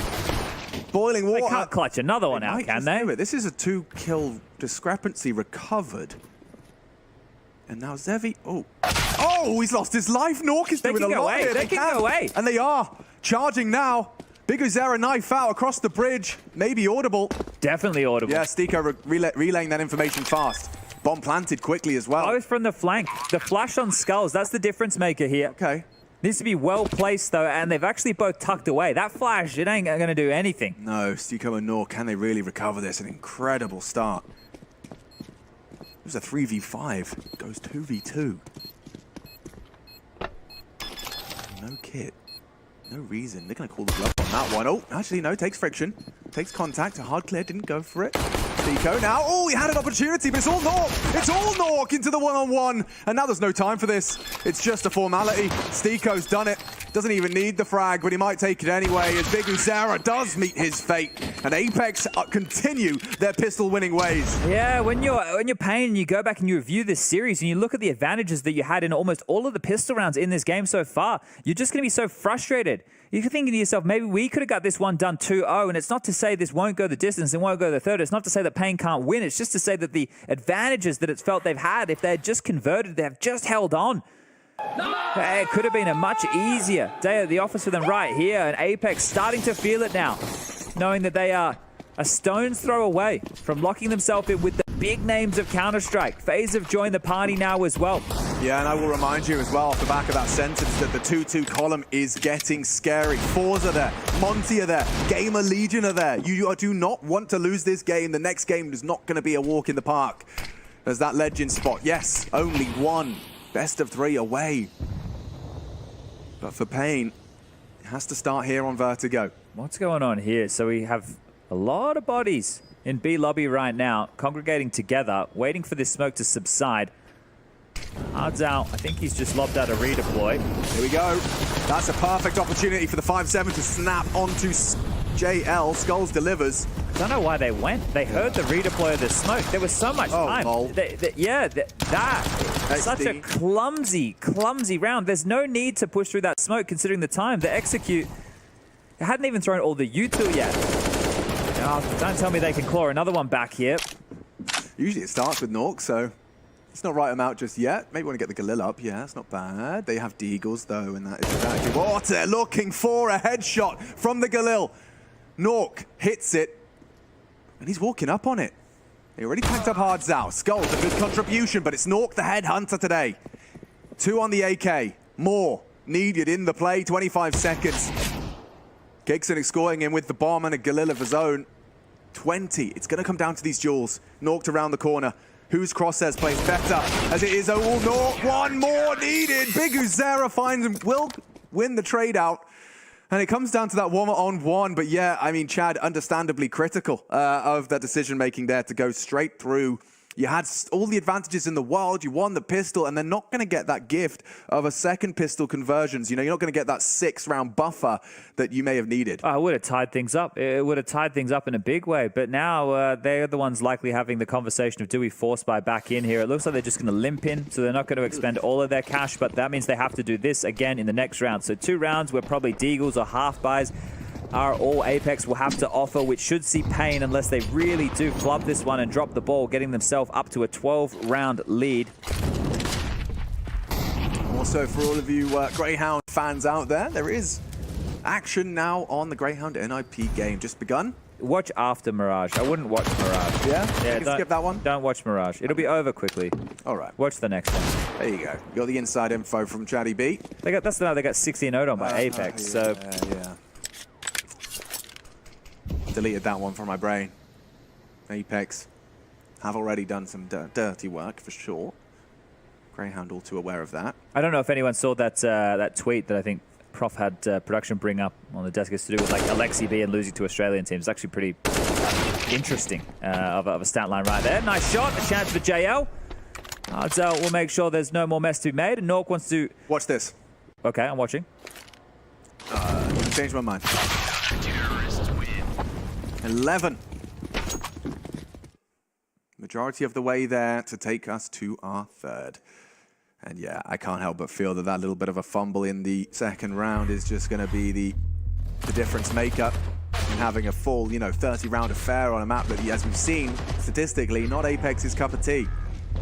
So I heard, because in that round, I'm looking at Hardzal throw the smoke, I heard it get pinged off the back wall before they were even running through. So if you hear that coming... Well, and that's the thing, but at the same time, they're probably communicating like go and releasing stuff, and if it's already committed, like I understand why they... But after the first guy goes down, I guess call off. But then the other conversation, and this is, I'm kind of going through the thought process of all of this, is, okay, well, we've called the go, and all the utils being used. If we don't go, and we've already lost one guy, then now we're in a man disadvantage with no map control, right? So there's a lot of things to be decided in that moment, but it just felt like it was maybe not the most ideal way to approach that situation. Yeah, but I mean, also from my perspective as well, is the idea of if you do commit through smokes or you do go all in on that, if you want to try and reset, you've also given up a couple of rifles, which They really... force Oh. Yeah, so not two of these double dip No. leagues. It's actually a go. They're giving it a look in. This might catch Pain off guard, I guess, until they start throwing all the nades and they start hearing the AK. Only one in play. Nork on that. Khalil as well. It's essentially the game here. Yeah, hanging in the balance of a very sketchy looking buy. Investment from Apex. Chips to the center. Diego Sevi caught out. Jacob, a master of this mid-fight. Does so on T-side. Look at the space he's managed to find. Play smoke. And JL already just going to try and catch a timing on this advance into Skull's B site. I think as the smoke starts to fade, they'll pressure mid and then he can jump up and go B. He's just jumped up now. Just like that, they fall apart. Looks like hopes and dreams of a 2-0 here. Fading away with Apex. Seco D, good for one. Ooh. And a second. He knows where he is and he has the bomb. Hold on. Not another Stiko clutch. I mean, how many are we seeing here? I'm running out of fingers. Stiko using his to punch in the digits. And he's going forward. Forward? You don't have the health for this. I guess he's got the gun for it. Oh, not ready and closed. And yeah, a bit of a reluctant acceptance that the hard part might have been done with the double dig and just caught out as Hardzal will make sure he brings the very best goodies through. I think here the plant is very decent here. All the damage is good too. But yeah, like just how close that was when you consider some of these other lighter factors that we were talking about. Apex would have had a real shot in the second half, and they still could. They are showing that they have some teeth. And they have kept the money of Pain in this weirdish limbo period. Hardzal can drop one. So actually, maybe all good in that department, especially with Silence M4s equipped here. But this is great on the dig. It's always beautiful to see the big headshots coming through like that. But Stiko getting caught off by Hardzal in the final moments there, as the plant will facilitate yet another average buy. 3 Galils, an AK, and a Deagle this time. Bit of util. At least they have plenty of smokes. Aggressive. Look at Hardzal. I guess he's expecting the kind of broken Apex to be waiting for him around the corner, but yeah, he just knives all the way out, charges through. You can see what that's done to Stiko. He's a bit baffled as to what just happened. if they can win this round here, Apex, maybe I'll give them a second look in here, but this is where it needs to start. They need this opener right now, and they can't get it. Neckers with the spam, the double up, looking for more. Neckers cannot get the third. Kixon on the T side, finding success towards A. Yeah, that's a great start from Kixon, but it's already cost them a great deal. Neckers with some impact right there. He's 2.5 kills. You can see Zevi is very hungry to finish what Neckers started, but it's not with a clean headshot. That's a huge shot. Now re-aggressing. Like, that's given the Apex advantage, but for how long? Is not. Yeah, he's happy for Jules. Like, he's straight up just waiting for anyone to look for answers ramp as Skulls is burrowing behind enemy lines. Oh, the timing on this is a similar scene as to what we had in the first half. Stiko made a similar play, but he flanked B, whereas Skull's going to find himself probably the same place, but this time they're not in the sight, and they're even giving away their position. He knows, he's licking his chops, and they turn around. Kixon the delay with the third in the round. He had his knife up for just a microsecond too long. A millisecond in it. That's tough. That's 3 from Kixon. What a time to find a bit of form. Damn, what a massive round from him. Right. Okay, that brings it back to just a 4-round lead now. Hardzao will be able to retain this, but because they've been winning, they have min-loss bonus of 1,400. So Neckers will be able to buy next round as well. Hardzao can drop something. They can stay competitive in this, but Apex have put them into a bit of a breaking point here. A chance still to try and get this done in 2, but the Brazilian fans watching around the world, I'm sure everybody tuned in to Golez's stream right now, hoping this one does go the third. Pain would love to join Furia in that next round of play. They're one of the names already in the Legend stage alongside of, well, you mentioned them before, Into the Breach. You've got, your reps, Fnatic as well, I suppose, for that regard. Yeah. Vitality. They're already, well, they qualified straight to the Legend stage. Heroic, Na'Vi, Furia, and I'm forgetting one team. Is it 9? 9. 1, 2, 3, 4, 5, 6. I'm forgetting someone. Who am I missing? Who am I missing? Into the Breach. We can't read my handwriting, so don't worry about it. I'll go and check it out on the interwebs. I'll kick myself when I forget who it was. Yes, indeed. Bad News Eagles. There it is. Bit of a mainstay at the major circuit these days. Just ask FaZe. Yeah, that was a exciting game back in Rio last year. Yeah, that blew my socks off. And phases too. Where do you go from here then? 4-round game. Limited buy for Pain. You can see they still managed to get 3 M4s out of this, so a chance to be deadly. But as long as Apex don't execute blindly through smokes right now, I think that they should still be able to take everything away from the Brazilians. Yeah, coming up towards ramp. Util for a fight. You can see that one way, but he's actually going to be playing on over the top of it. Very predictable for Nork, apparently. As he throws a couple of bullets bang on the money to Neckers. One of the rifles falls, and in response, Big Uzera advances.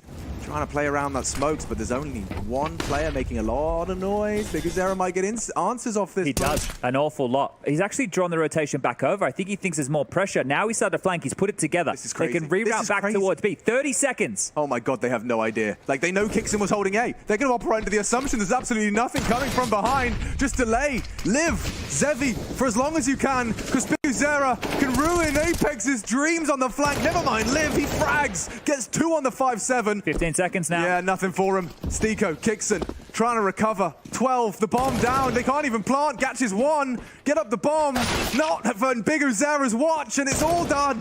Big Uzera secures it. A 13 in the bank and a triple off that. Fantastic. I mean, that's just a knee-jerk decision-making. He hears the steps, he pieces it together, and he pieces out of A. They're going to have absolutely no idea how he got there either, and this is it, right? That is another round. We spoke about it. Frustration was the key word I had coming into Vertigo here, and there it is. You can see the tilt factor starting to play in now. 2 rounds in this second half that should have been Apex's, and Kixon's going to be asking himself, what else do I have to do? Right? It feels like the right call. We made the space. We got the kill. I was faking it out, but he pipped the gap, and they don't even know it happened. Really cool, like super cool decision making out of Big Uzera. He's also at the top of the scoreboard as well. You were giving him credit in terms of, you know, best in-game leader potentially in that conversation. from the region. And the fact that he's managing to do it whilst also, you know, making decisions like that where he has to kind of focus on his own game, process elimination, and making a bit of a gamble that does put 13 on the board. We'll see this as well for the finish. Hickson caught, and just the fact that he knew he could take that duel comfortably. Yeah, see, look at the surprise right there. It shows us exactly what we were talking about. Just how is that even possible? Really, really sneaky beaky-like. It feels like when Apex have the worst buys, they can be a little bit more competitive and things, though. So back to Galil's Mac-10s and Deagles. All right, then. And back towards B, which right now is, well, I would say, open for an awful lot of business. It is a mid-gamble here, and this is traditional on a map like Vertigo, I think, to play with your mid/B defender together a lot more, like playing mid together or playing B together. There are chances where, well, exactly this could happen. You might get executed on and lose the site because they're in, and they've got so much space. Jacob in the face, can't get it done. Hardzao recovers, having a great map. I thought he was flashed. Just gets vision as he fakes Jacobs to black. Nice again. A second out of Hardzao's hold, and they haven't disrupted the plant as well. Stiko laid to rest, and so the bomb now loose. Apex need Hickson to find something on the Mac-10 here. It can't just be JL. He's the one forward. Oh! Deleted by Skulls. Not the 3, Nork with 2, but there's 14. As it's a little chaotic to the finish. A little bit to the close, but just 2 more needed here for Pain, and this CT side going swimmingly. 5 now under their belt, quick, and no cash to boast for Apex into our next. Now this one has to be done now. I gave a second look in. I threw it out the window. I said, nope, Get it back. it's all over. No, but right now it definitely is looking all over. And when we move into Anubis next, it's going to be quite interesting. There was quite a streak of Anubis games for Apex in their recent history. Their last 2 games have been losses to Monty and G2, but they're no slouches. So there will be confidence for Apex when we do move into the orange map. Don't you worry about that. Pain's a bit more of a spotted checkered history, and it definitely not against the same level of European opponents who I would say are at the tippy top of how the meta has been defined. But just 2 more rounds now to get us there, to get us to the break, and to get us locking in one more team for that legend stage. I think Force is the only option here for Apex for the final few rounds. Just bye-bye and, well, hope that if we do break through, we can stifle that cash and maybe have a miraculous comeback. They've loved the buys here, haven't they? And I'll return again to like that Furia V2 conversation regarding that of Apex. You just see, they've had one, I would say, like full-on gun round in this second half. Yeah. The rest of it has just been, what do we got? All right. Whatever you can. Can we push at them? Yeah. Oh, okay. Well, Who are the fangs of Apex? Find out. maybe it could be the jaws of Apex. Yeah. JL and Jacob. Oh, yeah, we can workshop it. And they're Apex Predators. Yes, they are. So, you know, I'm sure there's something we could do there. We do also have Greyhound versus NIP right now on Mirage. Check that out, plus.tv on the A stream with Launders and Scrawny. Once that one's done, I will make sure I go and sit myself right in front of that TV screen. Molly comes, Naked fights. And Naked still hits a headshot. He was in a very compromised position there. Still kind of nails it. Big Uzera doesn't quite find what he's looking for in the first engagement. Does need to fall out and reload. I would love to see Stiko with the boys. Could be interesting. JL, oh, so close to finding that headshot he was so hoping for. And now they'll get that bomb down. Stiko will join the boys. Just in time. Better late than never, I heard. Does trade the death of Jacob.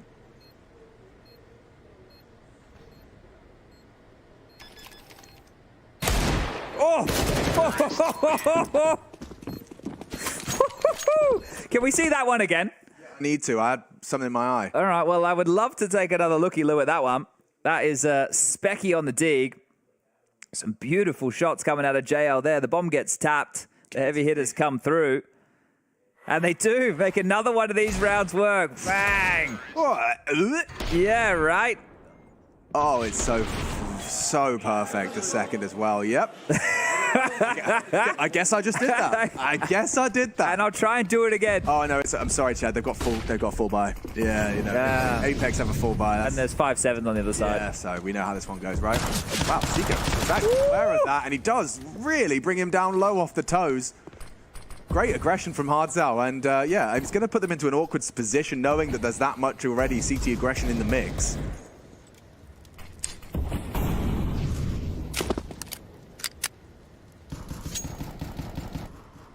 It has been a bit more of a tempered start here. It hasn't been grouped up and execute together. They've had a little bit of time.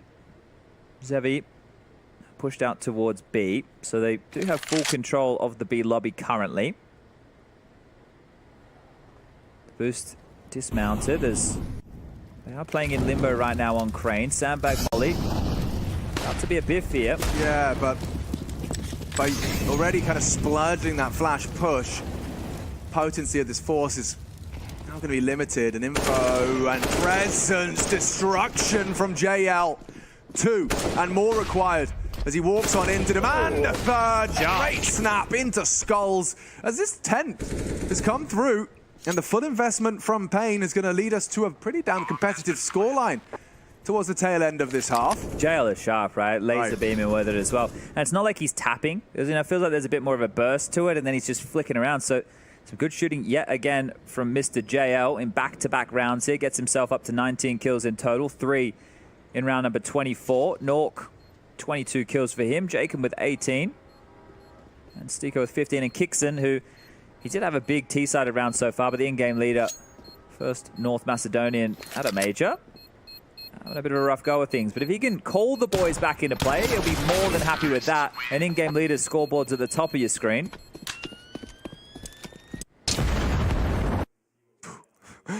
That was nearly awkward, JL. That was really nearly awkward. You see, he was running a little too close to the sun there, but gets away. They should get another because of that force buy of Pain. So now it should be the full eco.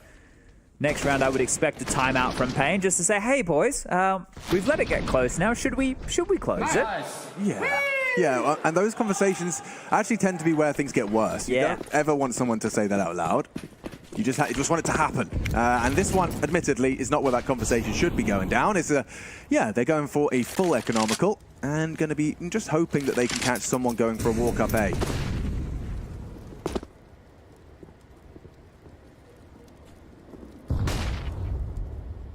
Oh, they're fighting this. Jacob will see him. And 1. How many more? Charging and knocking on his door. It's Nork with 3 and an 11th quickly filed away. Bit of a clown car there. Just bodies just popping out of the yellow tarpaulin. That was a clown nose. Oh, I got it. Okay. That sound or maybe effect. a Mickey Mouse, you know? Could be both. Laughing? Yeah. Yeah. This buy, I haven't seen the timeout from Pain yet. I guess it's not coming through here. All right, fair enough. Oh, yeah. Who needs an M4 when you can have an AK? Really feeling the extra funds. See if they can find some fun. Now they can land their yellow smoke. You see that one in play, and oh, Jacob slightly peppered through that spam of Neckers. They've started 3 over towards 8. Zevi, Bigazera, and Neckers have been able to hold that at bay for now. Skulls and Hardzao. They know this is coming. Kixon a chance. See, counting on it, Stico does find a little bit of friction. You can see the relocation of Zevi as well. So I don't know what they've seen that sent Zevi all the way back to CT. Maybe just scooping up a bit of extra util, but no. Just staying as that rotator, the safety net, as our friend Rushley likes to call it. I've seen this one before. We certainly have, but is Bigazera going to go for that same kind of commitment? Kixon.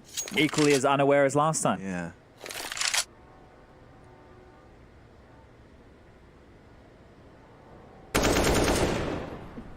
Shit damage.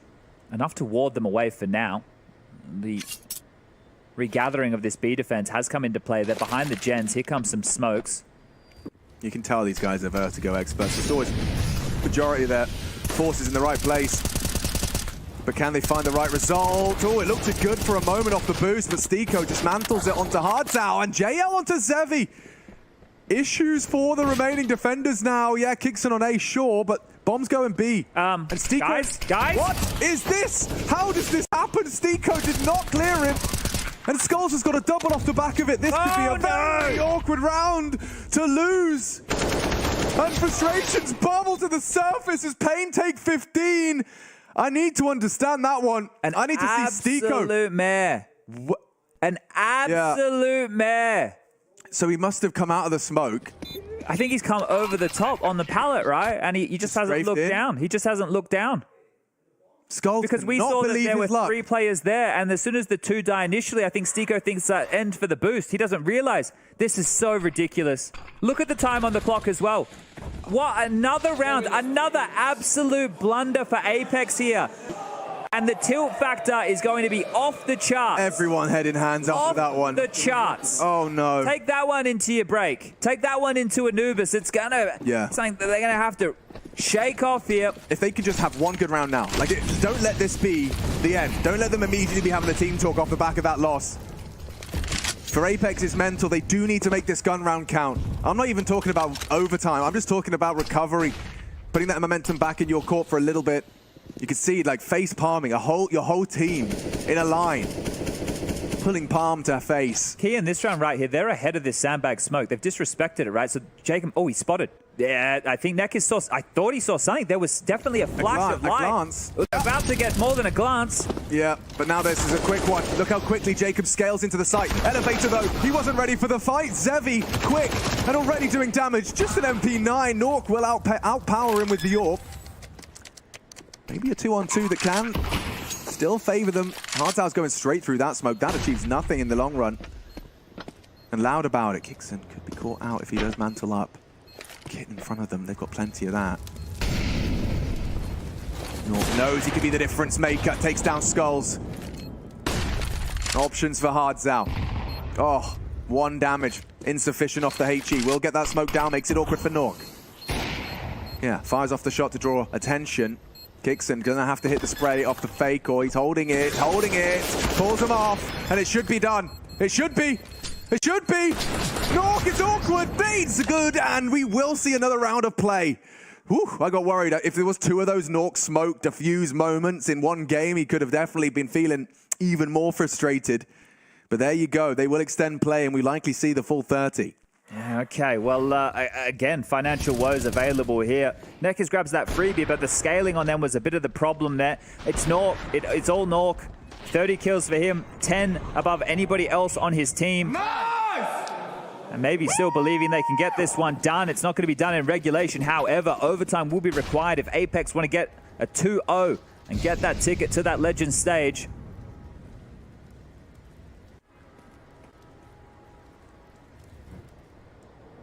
Another round that should be pedestrian at best, considering the very, very light investment.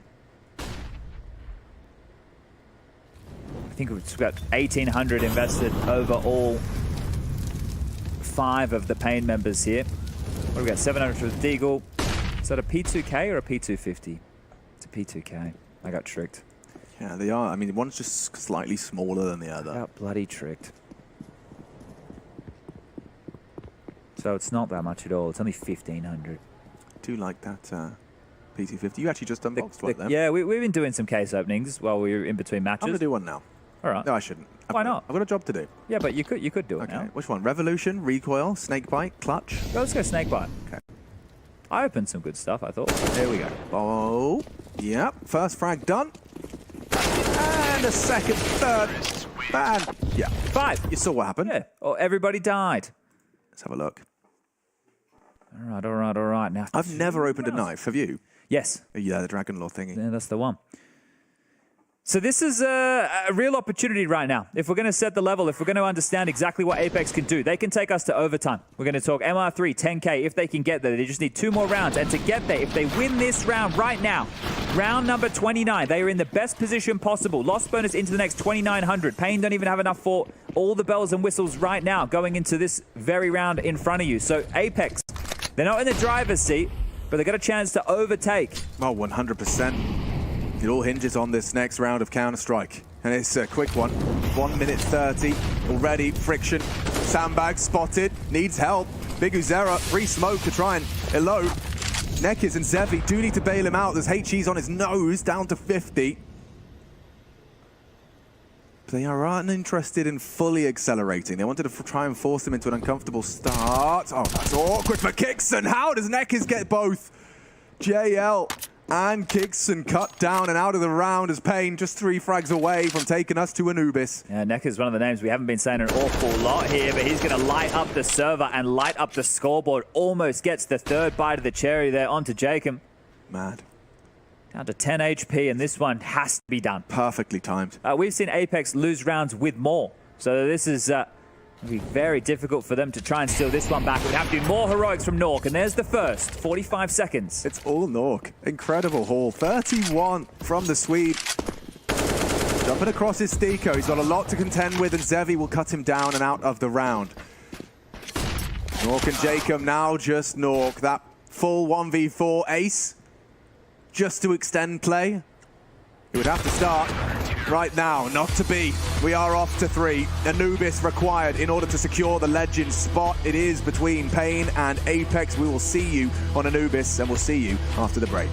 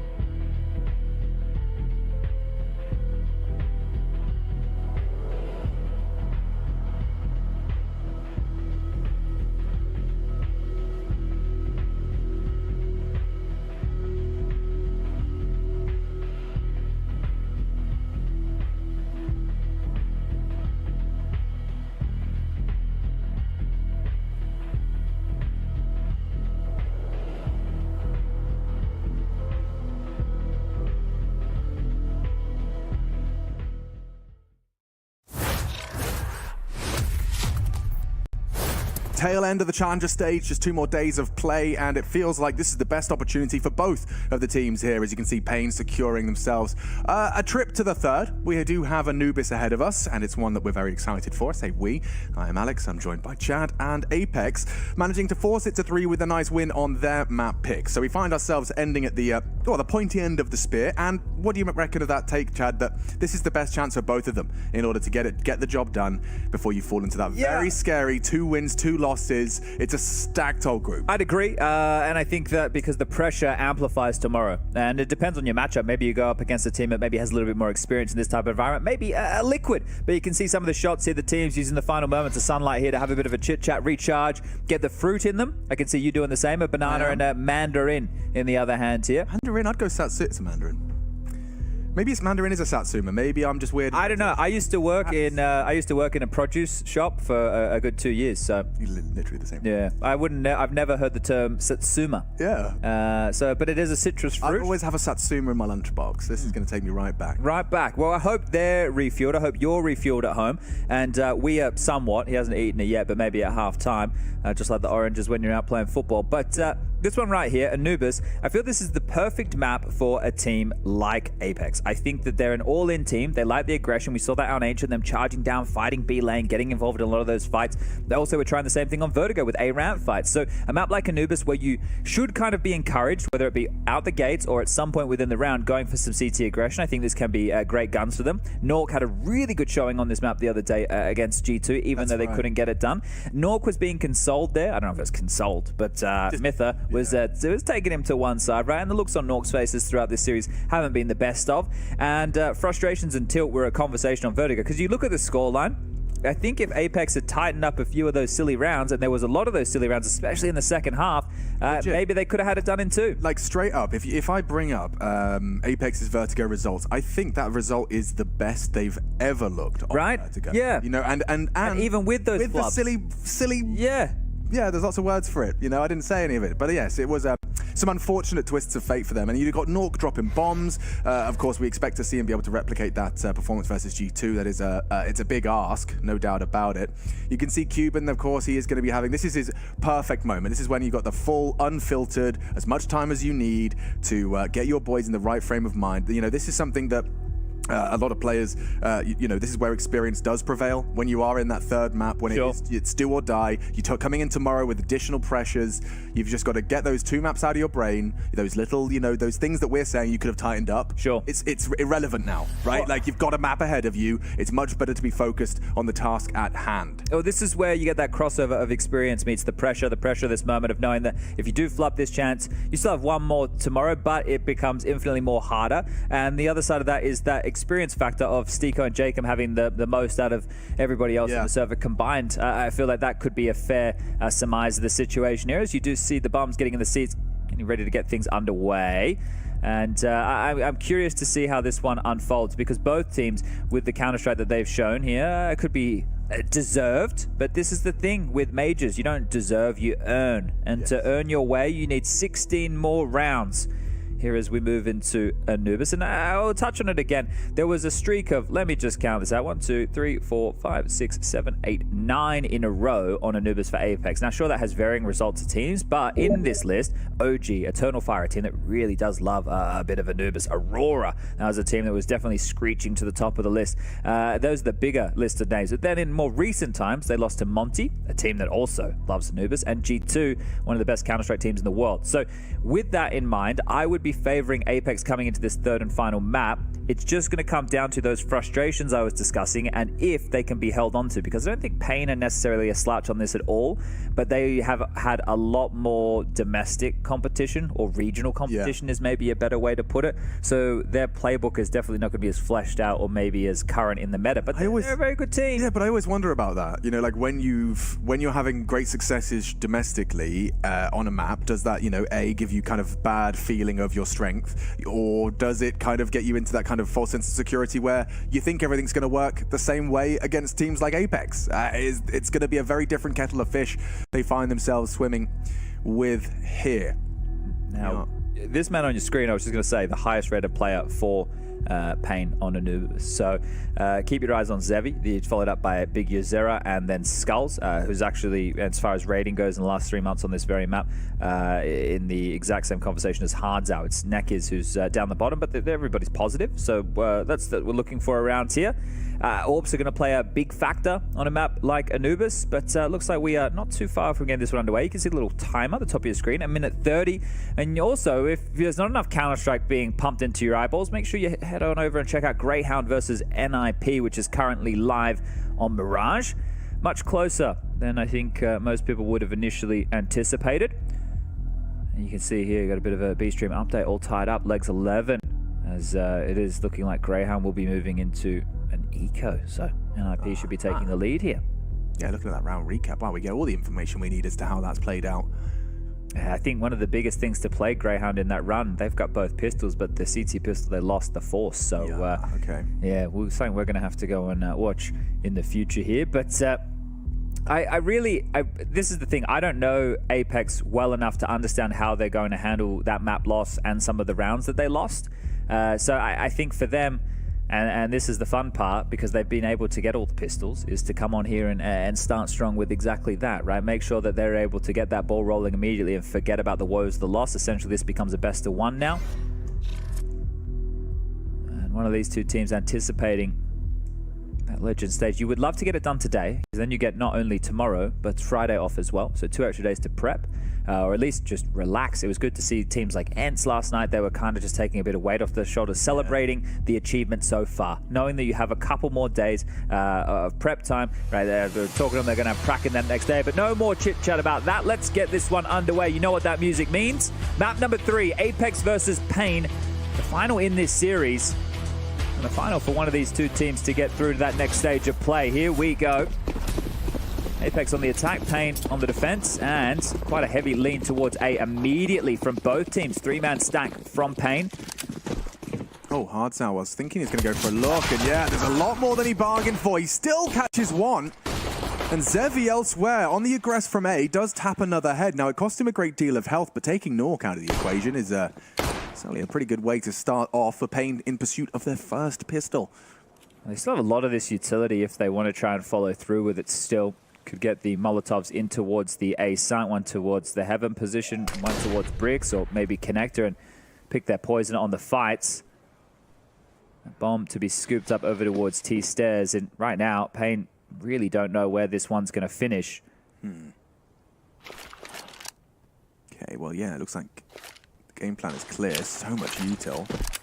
And Kixon's going to be throwing out the initial smoke, hoping to force a bit of a rotate. Yeah, Big Uzera is going to be acknowledging that. And actually Zevi falling away from it as well. But now, yeah, summoned back quickly. Skulls gets info. And needs a frag. Shy from Zevi. He's 4 HP, don't forget, so he isn't going to be taking as many chances as Kixon's going to get the plant down uncontested. Look at the util. Limits them, channels them into Heaven, into Jacob. If he can hit a shot just like that, another one beheaded. Stiko a double and a rectified pistol to continue their winning ways. Apex get away with it again. From the disadvantage, from the double opening. Just those woes. I'm just looking at this from the Pain perspective, right, and understanding how much this hurts to lose another pistol. And another pistol where you have an advantage. I think in almost all of the pistols thus far, they have had advantages. Yeah, God, all the way back to Ancient and that 1v2. Yeah. You know? It's just like it's haunting them. And again, this time, Stiko and Jacob getting the job done. Look at that awareness. He actually goes forward and look at that to take that fight. Madness. Okay, so much at stake. Like, this is concentration stations at the maximum. Or anything you have left. In terms of energy, in terms of strategy, this is the map where it all has to be laid out. You don't leave anything in your back pocket now. Well, speaking of now, they've been stalled out. So they wanted to leer in towards A quite quickly, but that smoke now starting to subside. Should see them re-engage for this control. To clear out these close angles. Basket can be a bit of a problem, but as we can see, nobody home. It's just Zevi on a deeper angle here. Deeper with the Deagle. Skulls has a flash for him. And Jacob loses his head. Oh my God, 2 dead, and he hits another bullet as well. Kixon's got to go quick. Heaven spotted. Elbow sticking out of Skull. Zevi's given him something. One more from a 5-7, from a Scout, from a Deagle. But there's no rotation. They don't commit to this A site, and nor do Pain. They don't believe it.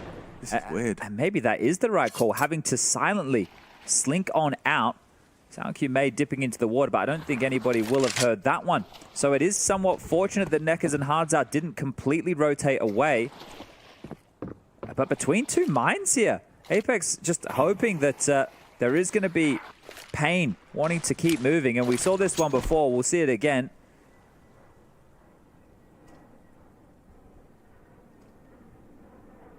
Oh, it's worked. It pulls him away from Heaven just as Big Uzera is isolated. Not an ideal range, but Skull makes it work. A great tap to the head of Nork. Bomb to be planted. Jaw, but what a shot! Skull's nearly 3. Oh. Knife, looking for it, shy of the spine. Kixon, trying, hiding, pushing, and Hardzao will find it. That is a quick recovery from Pain. And a team effort across the board as well. Well, this is how the second half of Vertigo kicked off, right? It was the pistol conversion yet again for that of Apex on the T side, and then the follow-up where they ran through a smoke, and I think it was Skulls 5-7 close B that was an absolute nuisance. But there was the wombo combo of Zevi and Skulls at the start, and look at it! This is going to be great here. We can really keep tabs on this. The fact that this is how you're reacting in map 2 of in round 2 of map 3, that is going to be a long game. You've got to keep lids on it. Yeah, The young players, first major JL and Kixon. Yeah, I mean, I can completely understand it because it was JL who fell to that Zevi Deeg. Probably felt a bit hard done by with that shot. But yeah, you gotta let it go. It's just got to be water off a duck's back. Like Jacob. You know, that was like, okay, I'll give myself half a second and I'm focused on how we go from here. Admittedly, it is going to be a Glock Eco. I'm so curious about some of these guys' buying patterns. Like, you're going to have 1900 next round, right? They brought a AK into the mix here to... Wait. Yeah, Kixon, I think, must have bought that one. Yeah. But, so they have to do some damage with this. If you don't get any kill, waste the money. Thank you very much, says Nekkers. Yeah, that is what you would see a top team do, and they take their time, they wait out all the CT util, they'd group up together, and they try and get a kill or two out of the AK. And then you do damage, so then when you move into what is going to feel like a bit more of a surprise buy round now, which is going to at least get them 4 AKs, poor Kixon's going to have to operate with something a whole lot less, but that's what happens when you take those type of risks.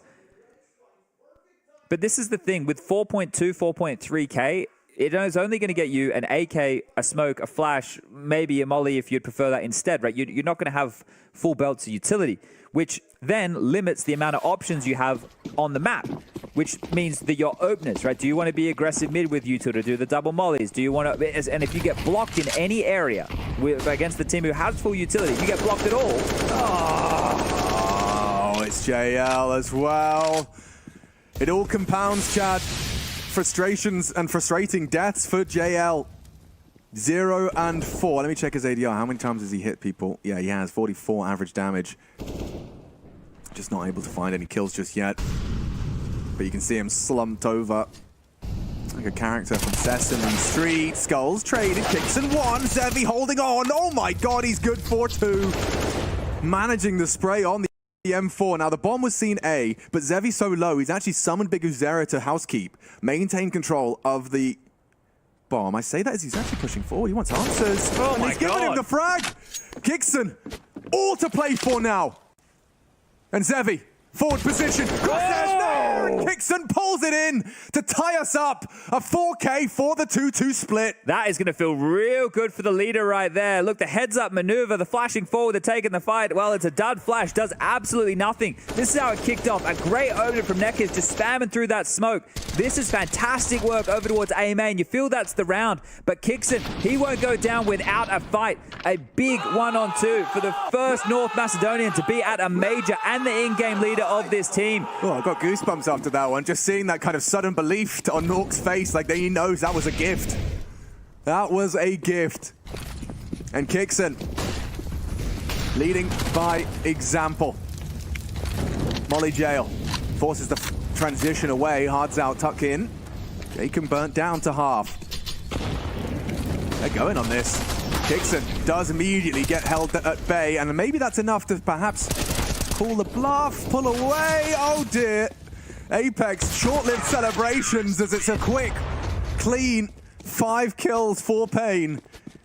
Straight back to their winning ways. Feels like Apex are an easy team to solve, at least in understanding the concept of how they want to approach the game. Yeah. It's not always easy to stop it because they'll just come on out and bop you in the head, right? But in terms of like them being together and trying to execute, and we spoke about this before we got into the game, being like more explosive or more execute heavy or more tempo heavy in your calling, they've gone from doing pack roll stuff over towards A to now pack roll stuff over towards B. And a lot of the time, these haven't even worked or looked close. The only gun rounds that they were able to scoop up was because of a clutch. Otherwise, they were shot out in a multi-kill. And there's JL's Deagle. Gonna find Neckers, but Zevi keeps on picking and keeps on plucking them. Always ready. Yeah, they took the Deags for it. And they all just wanted to stand and bang for that dark fight. Had it been a rifle in the form of Neckers only, you know, that's a different round. That's the result. That maybe even a recoverable rifle. But Zevi, he quickly resolves the situation. And Big Viserys going walkabouts. Just wants to finish this. He's not interested in letting Nork piece this together. You can see 2 different elevations. See if Nork can get a kill here. Okay. Hard Sound's contained the B peak with a very powerful angle. So just going to go for a nice, slow Deagle hunt. He has found the gap, as it were, but of course not interested in picking up that bomb. He's just looking for damage. While we have him on our screen, I was just looking back at the stats from that G2 game. So there he goes. This was the choice of Apex against G2. And on the T side, Nork went 16 for 7 as far as kills went. So he was +9 overall. Had a 1.64 rating, 94.6 ADR, 86.7 KAST. So that's when he's getting involved in a kill assist or traded within a round. So being active within the round. And he also had a fantastic showing on that CT side. So him having a slow start right now, we are still in the very early stages of this one. And we do need to wait and see once they can get that AWP out in his hands to make him more functional. But he was a key component in that game being close. So he needs to come online here if Apex want to have a chance. I think this is the first technical pause we have seen as a duo, Chad. It's been smooth sailing in that department, but looks like we've lost a player. Jacob just going to be disconnected from the server temporarily. Gives them a moment, obviously not to talk, but a chance to hydrate, as you should too. This is a quick hydro homie warning if you aren't drinking. If you're doing 1 bottle of water per series, that's not bad. It's not bad. That's kind of but they're rookie benchmark. numbers, so see if you can get, you know, one per map. Really, if you want to. Like 1 per map's actually a lot of like water. 2.5 liters is like minimum, like normie stuff. 3 liters plus, you're a hydro homie, I reckon. And I don't know what liters is in. Does anyone else use any other weird loot units for that? No, they don't. Actually, though, the Americans do. Yeah. Ounces and stuff. They have ounces in their liquid. Fluid ounces. How many fluid ounces is 3 liters? Fluid ounce. Learning here today. We're learning about Leonardo da Vinci last night. Just seeing when he was alive. I had no idea. I didn't learn that in school. And apparently we learned that the Mona Lisa got stolen. We did. Back Harry in Russell. 1911. Yeah, and that's apparently one of the many reasons it became so notorious and infamous. And it turned out he couldn't sell it because then everyone knew that he stole it, so he had to give it to a museum.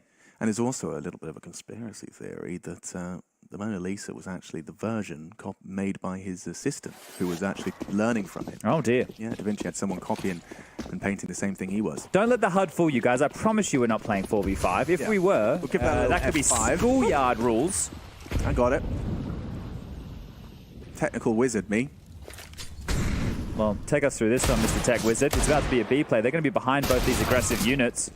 The Deagle didn't quite hit the mark, but with a swish and a flick of his Tech 9, he also gets absolutely nothing done. There's something to be celebrated. Come on, Steeko with 3, and maybe a plant. No, Dark Plant. There's He's got him. A lovely, lovely find from Steeko. Once again, I don't know 3 how. on the Glock. I can't quite, like, inexplicable fragging from him. But we get guns now, Chad.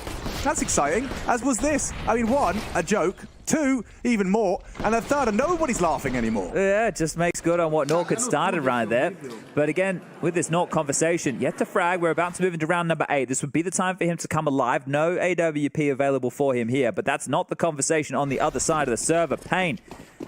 Double big greens, and we saw that was something that was prevalent on the defensive side of Ancient at the start of this series. Yeah, they play a good brand of Counter-Strike to Pain. Like, it's keeping Apex humble. From watching Pain, it's quite clear in their approach that they do an awful lot of theory. Right? They sit and they talk through a lot of their ideas together. Right. Which is kind of a signature of the region. You know, like that was what during the LG path to domination. One of the things they did better than anyone else was the theory side of Counter-Strike. Fallen in many an interview explaining that was something they talked through deliberately. It was better to prioritize the theory over some of the practice back in those days. Right. Well, yeah, especially. And that was even the glory days of North America as well, right? So it was still few and far between. But this default spread starting to come to at least a maneuver from Apex now. Grouping up in middle, taking a main control. You can see the util that they've used to be able to pull this one off. Smoke, molly. Clear the baskets and a flash for good measure. But this boost is going to catch Stiko off. So thinking on each other's heads are pain. I see what you did there. Yeah, his feet on the head of Skulls, and that leads to a rather frustrating opening death. Oh, God. Okay, another in the feed from Zevi. Catches Jacob trying to pincer in. It's falling into place just too easy. One by one, they topple. And Nork gets a frag, and it continues. Bobbing down the canal with very little to celebrate. Yeah, it feels like those frustrations have chased them from Vertigo now into Anubis here. I will remind everybody that Anubis is a T-sided map as it stands in the map pool, and Pain have already managed to accrue 6, what should be 7, considering the finance situation, and thus Cuban's timeout. And, well, Nork giving the monitor a light little love tap there is indicative of exactly where this one could be going. And one of the problems of younger teams or newer teams to this level of Counter-Strike is going to be the tilt, is going to be the frustration. This is why LAN Counter-Strike is the purest. And LAN Counter-Strike at a Valve-sanctioned event, a major, that's all the difference. Because this is where everybody wants to be. This is where you're in the spotlight and you get to put on your best face of Counter-Strike. And that was beautiful. Well, yeah. Woo. Wow. Didn't get baited by the jump. Precisely. Really good awareness. He's a switched-on player as Zevi.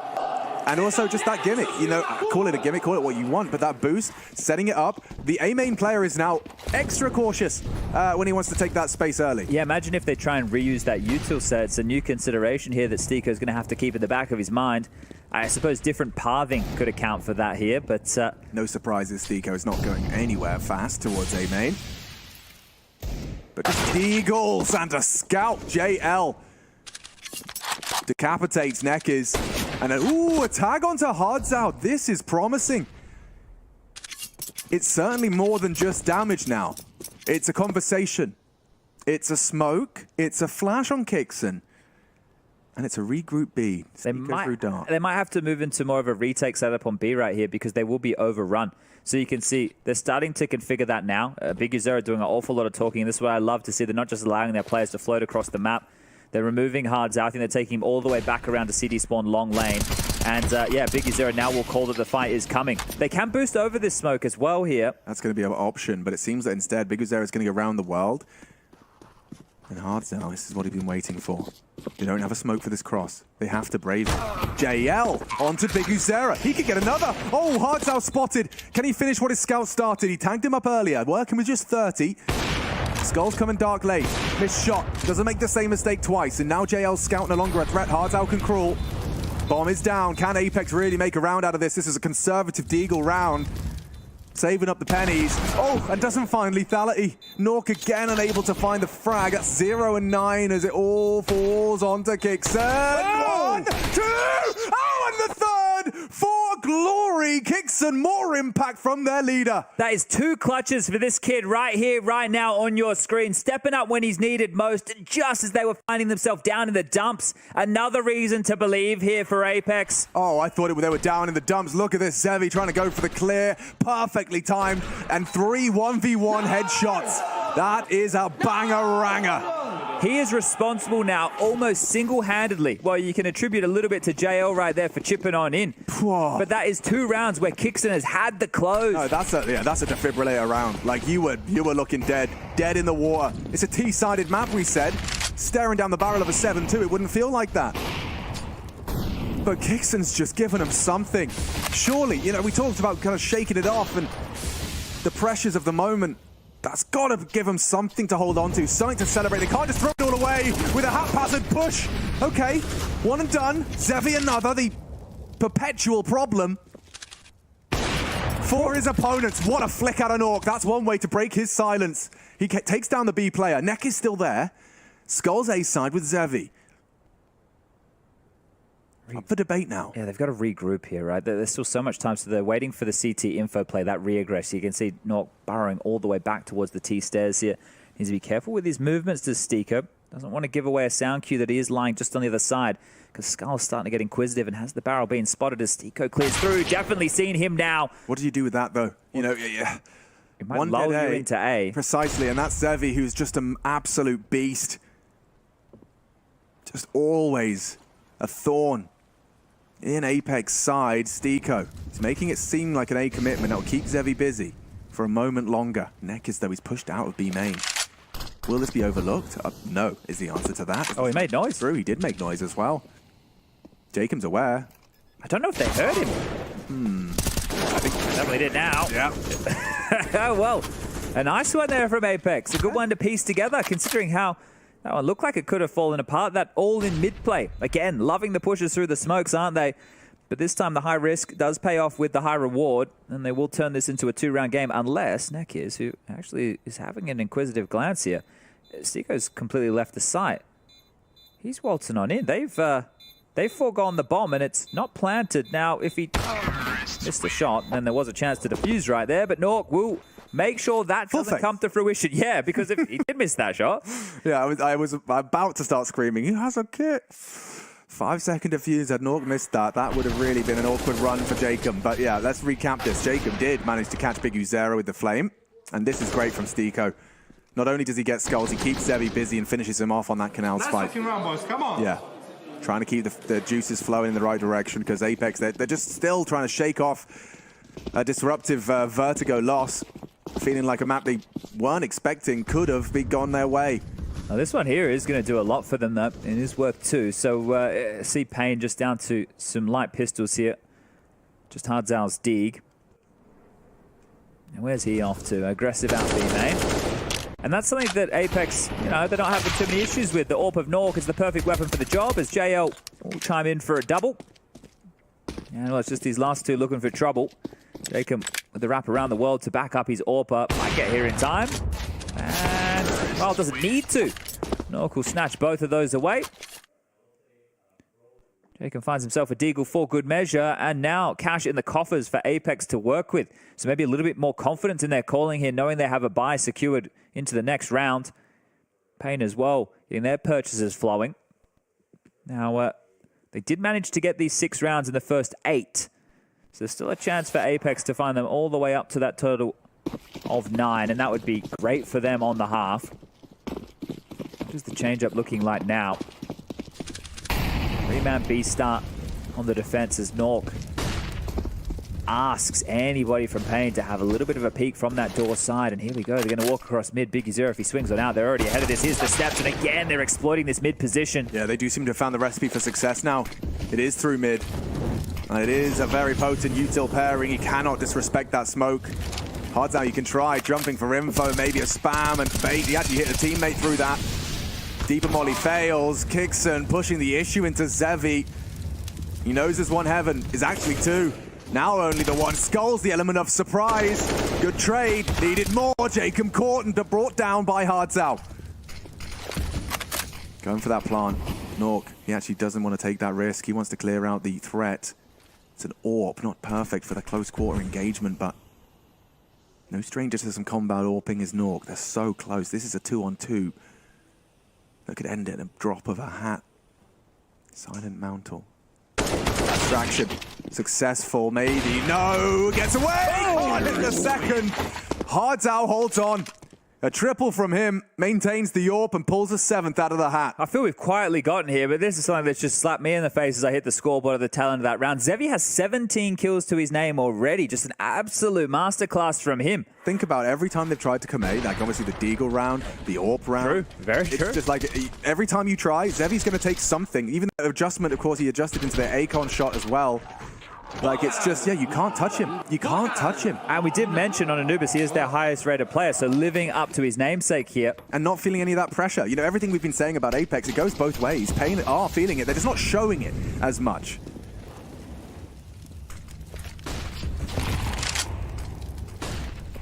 A 7-round defense. Like, disadvantage into this one. Won't deny that. But already 7 it's definitely not to be snuffed at. Kixon's got many a nade.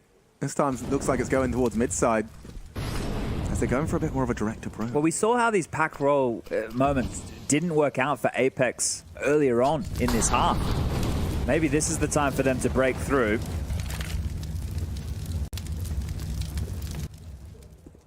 Biguzera's not convinced by the mid push. He's going to be there in support. Can Zevi continue to... Oh, is that Miss Molly? It's definitely supposed to be heaven. Biguzera. Oh, brought down. Big one back. Skulls does deliver. Zevi's gone, but Skulls still gets 2. They have the sight. Do they have the round? Not easy for Nekiz. And a good duel won by JL. But look at this. Nekiz. He's got the element of surprise. Onto Nork. 1. JL low. Main a threat. This is awkward. Dumping his util as he looks to go around the world. Fair play. It's enough to keep him busy. It's actually the perfect decision upon review. Here's it now, looking to jump onto that bomb. First challenge will be Kixon.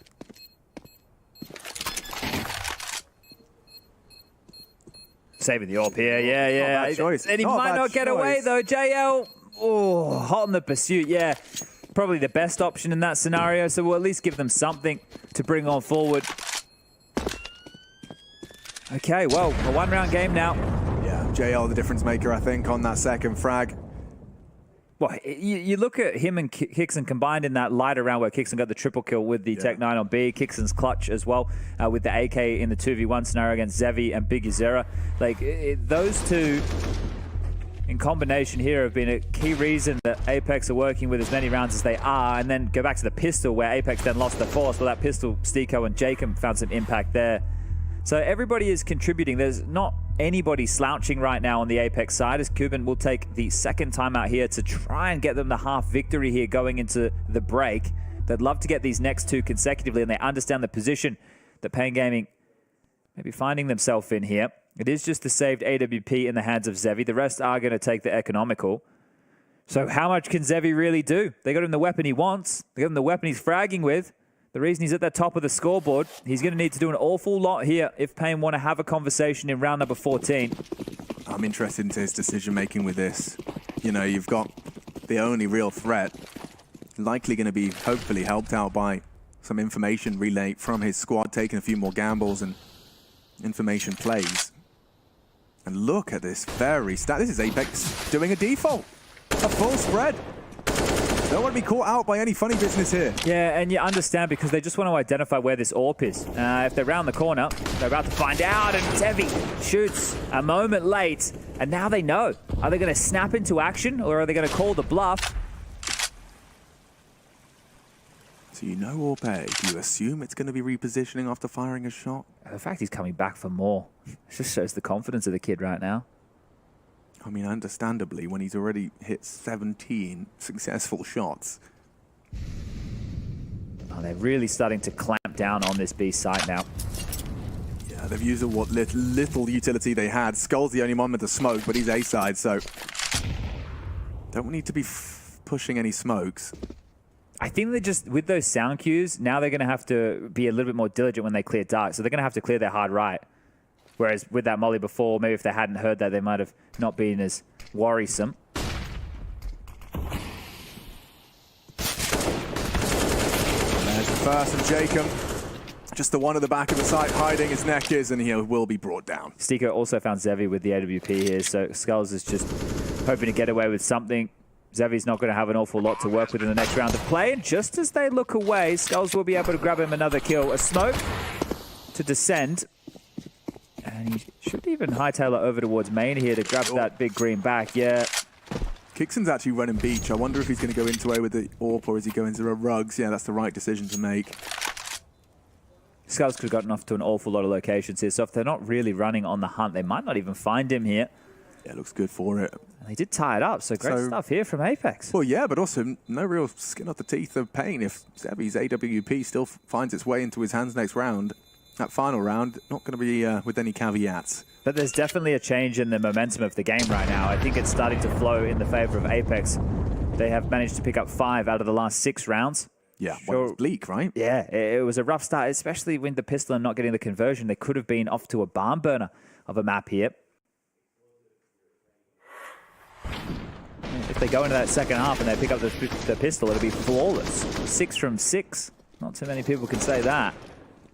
Yeah, and that's like, I know that we have the argument that pistols are some of the least, well, skill expression rounds, but And people say it's a coin toss. they do. But winning 6 out of 6, it can't be a coincidence.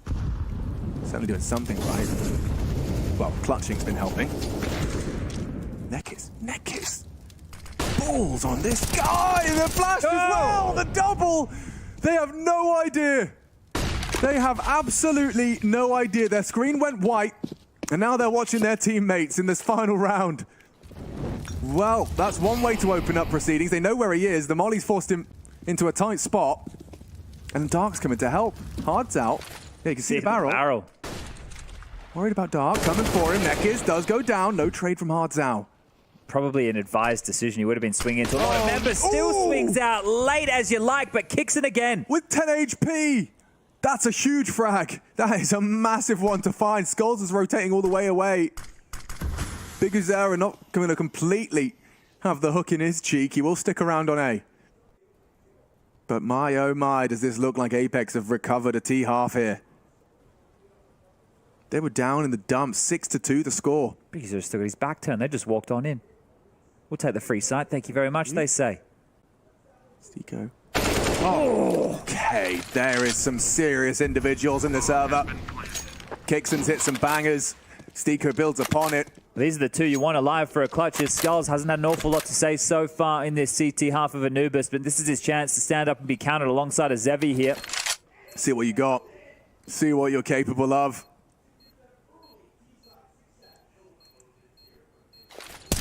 Waiting for the fade, and off they go. There's really no time for this. This looks great for Apex. One more bullet will do it. They can pace off the peak, keeping him blind, lost, confused, and surely dead, as their hopes for this one hinging on Stico. There you go. 8 secure. Apex, an incredible recovery from 6-2 down and 8-7 half. A good haul on the T side.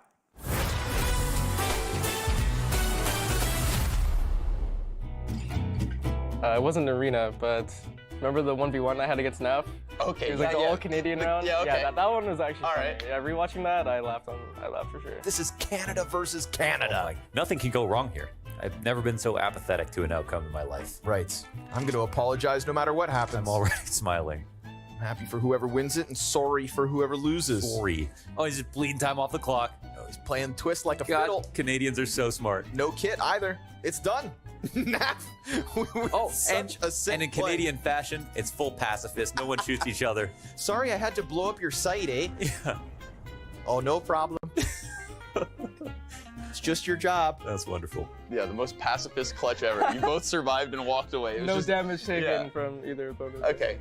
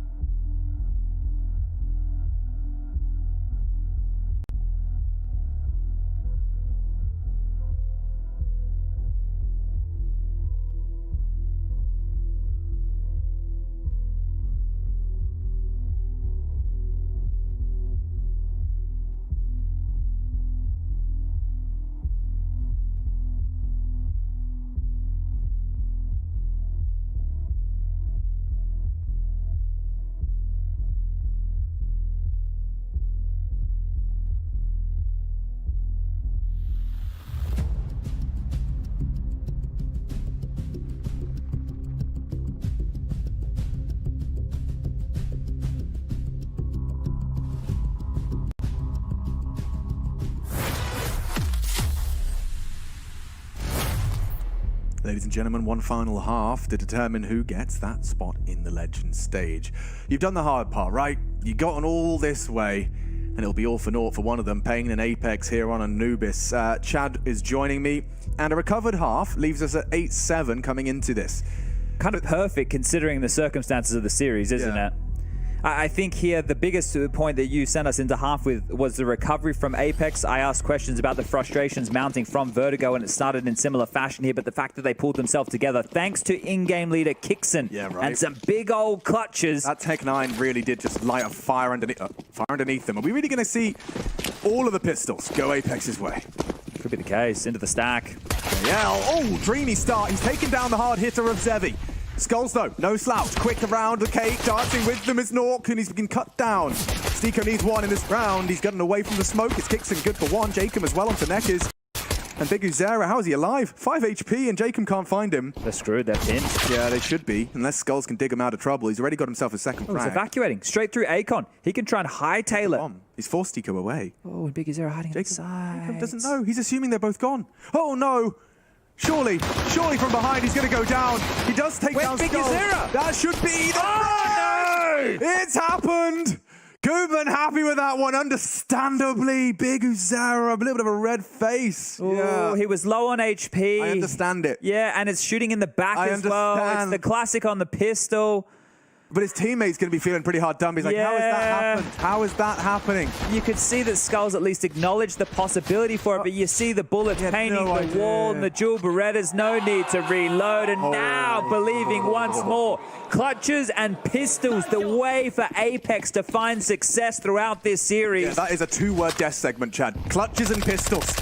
If this goes Apex way, otherwise Pain are going to do it the hard way. Okay. Just a nice, slow P250 and Glock round. There shouldn't be anything to be said about this one. The 10th, a formality for Apex's collection.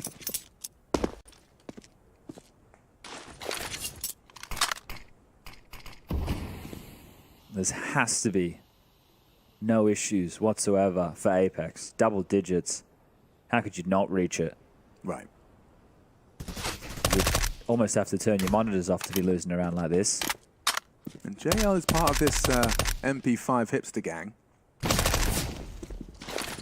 Nade. Oh, that could do some damage. It has. Chipped away. And Stiko happy to collect a couple of headshots of his own design, as we will see that 10th found. Everyone's happy with that one. Jail's definitely part of the emotive gang, that's for sure. Yeah. No issues wearing that heart on the sleeve and showing some of his emotions here. Some conversation with Nork, but now the guns will come out for Pain. The chance to try and level this back to just a 2-round game.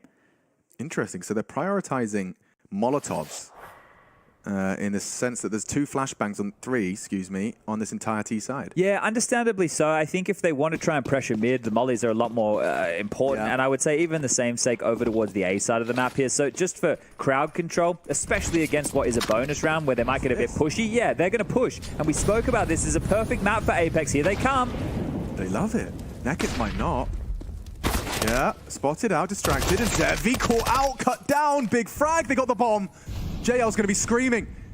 Bomb T stairs. Skulls goes back around. He was the A player. He's gonna have to come through rugs. That's the angle he's holding. Surely JL with 10 HP does not hit that first bullet. It has to be a first bullet headshot. Just looked away. He still gets it. JL destroys hopes and dreams of Pain. Their first gun round in this series, or excuse me, in this half. And it's all come down to this. Just 2 left on the A case. And aggression from JL finally neutralized, but there's so much uncertainty now as to where the rest remain. Well, let's see if they can pull this together. Hadza and Big Uzera, 2 good performers traditionally on this very map here. But Big Uzera might be having the moment. Having an in-game lead in a pressure game like this, the challenger stage of the major. Pain have never made it to the legend stage before. Only the second major for everybody bar Skulls, who's at his first. This would be a feat. And that's the same conversation to be had for the likes of JL. Kixen on the other side as they double swing in. Hadza takes both. Oh no, a tilter handed to them. Maybe Nork can be the remedy. Through the flames, brains them into Hadza. What a recovery. A triple on the AK, quad in total. And just like that, Apex, they thought they'd done enough. JL thought he'd done enough, and immediately you can see this roller coaster of Apex. You get the first 2. You feel like you've done enough. This is how Hardzao started it off, but he recovers it as well. This is the double. Wow. A headshot into Jacob. He just wants to trade. He knows the sound. The engagement's happening. Happy with that. And a silent frustration for Jacob. Was a bonus round, though. It was, I understand, but it was the way in which it started, you know, that makes it hurt a little more. Chill. Throws one back. Similar results. Not too much to be reported upon the early HEs. Oh, whoa. Jacob, nice. Gets away with that one, and Nekkers has spotted him out. Yeah, okay. Didn't necessarily need to, but chooses to. As they level the odds off Nekkers Galil. Well, Dark is now completely under their remit right now with JL staunched up, chest puffed out in mid, happy to take his aim and take the fight. Cops the ding through the wall and can't get away with his life. Big Uzera will finally course correct into that one. Big from Big Uzera. Nekkers, you got another one in here. It's Famas v AK-47. It shouldn't be naught. Oh, okay. It nearly was both of them. Kixon got caught. Stiko advancing. Big Uzera is going to be exposed and fragged, but now Stiko, can he recover the round? Can it's a race Apex towards hold A. on? He's charging there. Zevi, that is, a knife out. They're going to meet each other very similar times here. Stiko's been able to slink in. It's a fake from Zevi. Well, that's going to apply an awful lot of pressure, but Nork, it hasn't winced, hasn't moved. They're happy to play 1-1. Nork over towards Glyph on the platform. Just tucked in here towards the back of the site, and Hardzao noisy about this. Nork might be good for one. He hears him. He knows. Decision now is to find that headshot. Nork delivers. He should be hunted, but it doesn't matter. Hardzao falls too.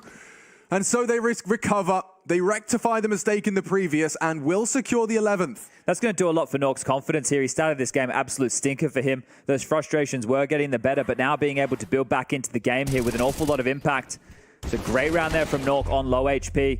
Upgrades from that Famas, gets in the rifle and gets the final 2 knockout blows. They're just unable to deal with him on this position, just tucked in tight, and Hardzao, desperate as ever. Release on Cuban's faces. I mean, it's comical to me. It's very legitimate, of course. I mean, there's so much riding on this. Third timeout, and immediately he wants to get on the mic after that. Like, guys, you've recovered. It could have been awful. It could have been awful off the back of that, what was it, Hardzao 4K. But you're straight back into it. That advantage you've been celebrating this whole time is still there. And this is it. If you come to your first major and you make it to the top 16 for the likes of Kixon and Jao, that's an accomplishment in itself. And Norkers, I keep leaving him out of the conversation for some reason. Because it's mad. Exactly. Yeah. Whereas the likes of Stiko and Jacob have both been in top 16s and majors before. So for the other 3, it'll be their first time. For all of Pain, it'll be their first time. As it is just Pain having to stomach a couple of pistols here. So allowing Apex to essentially get up to 12 rounds. And it's going to stay difficult because Apex have shown a clear indication throughout this series that they want to stand and fight and be disruptive. They don't want to allow Pain to be able to play their own game and execute the science forwards to those rotations. Apex have a very good idea of how they want to get in their face.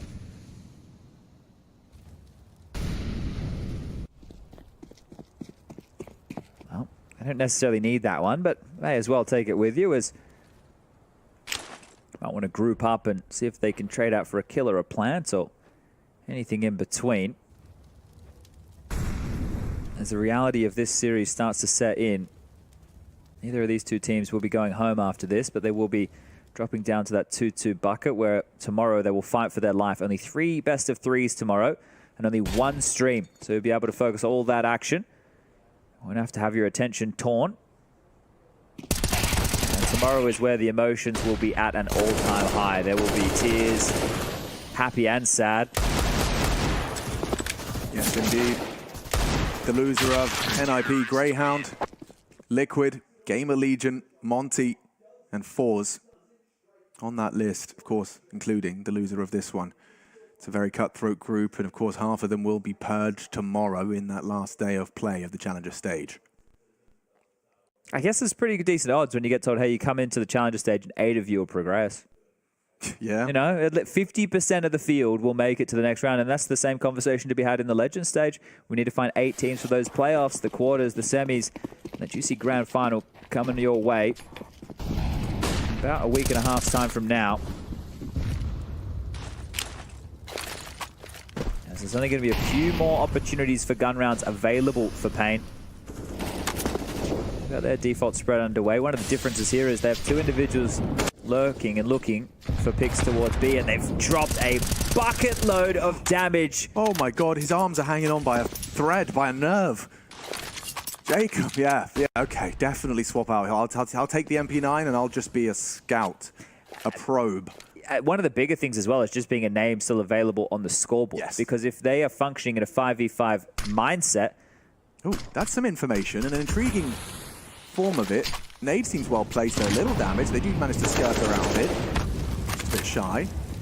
JL, lovely presence in middle. It's not an easy position to play. He's got mollies, smokes. He chooses to aggress and gives them a man advantage, albeit with a 3 HP discrepancy given Jacob.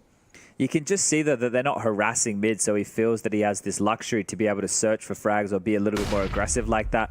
If they could tame him, if they could make sure that he doesn't feel like he can get away with being aggressive in middle, it will remove a big bit of confidence for JL here, but They're going down. back. And probably the right call, but it is the stack. They'll hear this. Nork, eyes on the monitor, eyes on the prize, empty-handed, but not from Kixon. 1 second, glorious, maybe going to overlook this position. And that 3 HP is all he needs to collect. Leaving it all onto Skulls. 13 seconds. This is why it's so difficult. And that is Jacob again. Just puts himself in the headshot angle and delivers for 13. Cuban can sense it.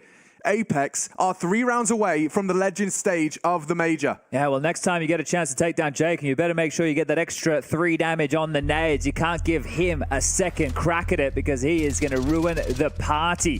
JL through the smoke, a tidy one. And just beautiful stuff from Kixon again, who has really been a factor on Anubis here. 17 frags for the in-game leader. His first major, first North Macedonian at a major. And I look at Zevi. When was the last time we mentioned his name in the feed? 17 kills was how we left the first half. He is yet to find a frag. Things have cooled in a big way. Bit of an ice age for Pain right now. Bloody hell, yeah. And there's no comic relief in this one. It has to be the Pain train with absolutely no breaks after this Tech-9 run of the show. Let's see what they can get done. You got some util, you got a bit of intention, 3 flashes, 2 nades, a little smoke in the mix as they head B off the rip. Shouldn't be a problem, I say with bated breath. They're lining up these HEs again. They're going to throw these and explode, I think. Yeah, there we go. It's a different look with a same start. Oh, they finish him off this time. And they get another. Nekkers gets some double from him. And looking for the triple on the spray was Kixon. Does deny the plant. That's a massive frag. Extends play. Gives them something to hold on to as the rifles come into play. JL closes it down. They got concerned, no doubt. But they hold on for 14. Okay. Interesting to see them go for the nades again. I guess they checked the stat lines to see if they did damage with the nades in between the rounds and thought, yeah, he is playing exactly where we had hoped. Let's try this again and see if we can run him down. That's one of the factors here that you've got to be paying attention to if you're a new breed Counter-Strike player. This never used to exist back in the day. The scoreboard didn't have stats these detailed, but now it's something that you have to be paying attention to. Yeah, and of course, hindsight. We have X-Ray, we've got everything. We're watching a replay right now, but I'm just saying that had they planted for, safer side, JL wouldn't have been able to spring to life so quickly. In response to that, 2 from Nekkers was very nice. Smokes are good. Mid locked out. Zevi will fire off a couple of cursory shots through that smoke, hoping to hit them with what he's been hit by JL in the past. This is a big round now for Pain. Their opportunity for that legend stage today really hinging on how they apply their trade on these AKs. I feel like it's waning every moment here. Flushed in, dark control, pressure applied to B. Just 2 men here for now. Zevi grabs that bomb, he rotates back around the world. They've got 1B right now. It's all on Jacob's shoulders. There's a whole team around the corner. He's used his utility and he's going to play retake from there. JL in the meantime is cleaned out mid and he's not stopping. It's too quiet. No immediate trade. Implies there's space. And oh, timing favors him. Can't get the crosshair back. That's a big response, but not ready for this one with his knife out. Uh-oh. Kixon does convert. Bomb B. Rotations through. Not to provide support. It's Jacob's site, and he has Had a couple of entrances through that dark position. Skulls, nice onto Kixon. Can we get a double? Okay, Jacob will convert. And they are on fire indeed. Apex are making this one quite a quick defense. Consider, if you will, that it looked like a very slow start out of them, but their CT side is, well, it's blowing pain out of the water. Yeah, and you can see this now. The frustrations are starting to boil over on the other side of the server. This is the first time today that it's like Pain are the ones who are discombobulated, and Apex, they're in the driver's seat. This momentum they've been able to pick up in the latter stages of that first half, and they are running with it. This is a momentum-based team. This is a team that thrives in an environment just like this, and about to throw the uppercut blow. One more round to that legend stage. The top 16 of the last CSGO major awaits.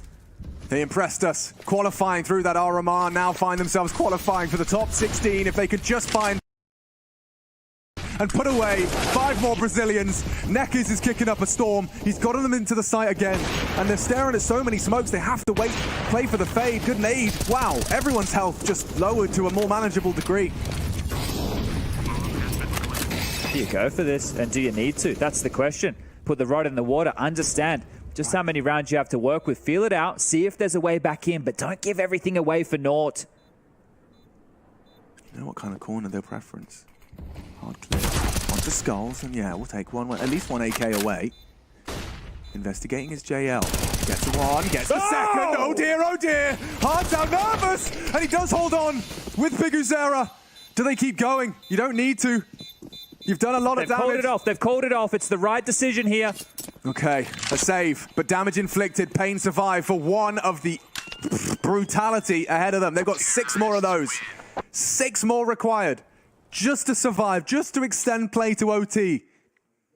Understandably, you got the towel out for your sweaty palms. We're still yet to see Xevi have a kill in this half. Really? Yeah, Still on 17. He's on ice. He is on ice. Frozen in place. And this is the thing, the experience, it doesn't exist for this team. There is no experienced member. It is the second major for 4 of the players in this roster. Skull's first major.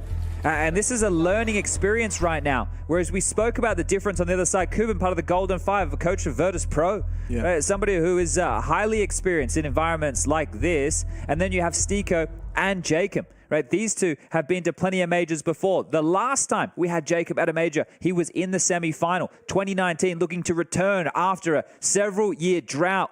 Just one more round away from doing so. Hasn't given up. Yeah, right. He's an older player as well. Jacob's not a young buck by any means. Yeah, he stuck it out. Joined a roster of lesser-known names and have, over time, become a force to be reckoned with. Here we go, Pain on this journey back into the game. Apex, it only needs to strike once more. And that legend spot is theirs. They're posturing for an early A finish. JL's close by, isn't he? Yeah, he is. Well, that's the combo on Vertigo, JL and Stiko. The mid and B defenders, well, this time mid and A defenders is Kixon. So much info, so much info. They're going to be quick on this rotation. Yeah, Biguzera's coming down, spotted out and executed. They know there was presence there. 3 more kills. Stiko, he's caught Skulls. Straight through the smoke, he's alone, but he's still managing to provide frags. 3 more kills, make it 2. Apex won that legend spot, and it's Stiko to take them there. Locked in. A first for some of them, and straight to the legend stage. There is the euphoria they've been chasing over the last 3 days. All pays off. That is going to feel real good, especially for the new boys on this level of competition. Nort, Kixon, and of course JL here for the first time, straight through to the top 16. A best of 3 that goes the distance, a hard-fought battle, but Anubis, they are proved to be a class above. A map that seems to suit their playstyle very well, and Pain on the other side of the server. They'll have one more crack down to that 2-2 bucket. A chance again tomorrow, or elimination lies in wait for the Brazilians. But this one's all about Apex. Oh, it has to be. I mean, Apex, you know, they have continued to impress, and their path here, a 16-0, you know, just to get the proceedings started. A little bit of a struggle versus G2, sure, but best of 1s against Liquid, Greyhound, and now taking Pain across a full 3-map affair. The legend stage is theirs. A magnificent feat. and one that definitely should not be blown away or disregarded. They came in as an underdog in almost every single affair they had. Even Apex Pain, the odds were slap bang in the middle in this head-to-head. World ranking actually favoring the South Americans, who will have to play tomorrow, Chad. And I will reiterate just how brutal tomorrow looks. Liquid, Gamer Legion, Monty, Fours, and do be sure to check out NIP Greyhound, because that's going on right now. But not before you hear from the victors. Let's hear from, I assume, a rather happy Apex. Alex, I'm sure they're happy, and this man had a smile on his face straight away. What a crazy game as well. A lot of back and forth, a lot in it for sure. But just tell me, what does it feel like for you guys? Because this has been an incredibly tough journey. I mean, it was our goal to get to the major, and everything else is a plus, and this is a huge plus. This is absolutely taking pressure off of our shoulders moving forward. I also believe that this wasn't a fluke. Like this scoreline and the performances we showed here, we're at the peak of our game right now, and Pain played well, but I'm gonna be honest, we were a better team, so good luck to them in 2-2 matchup. And when you say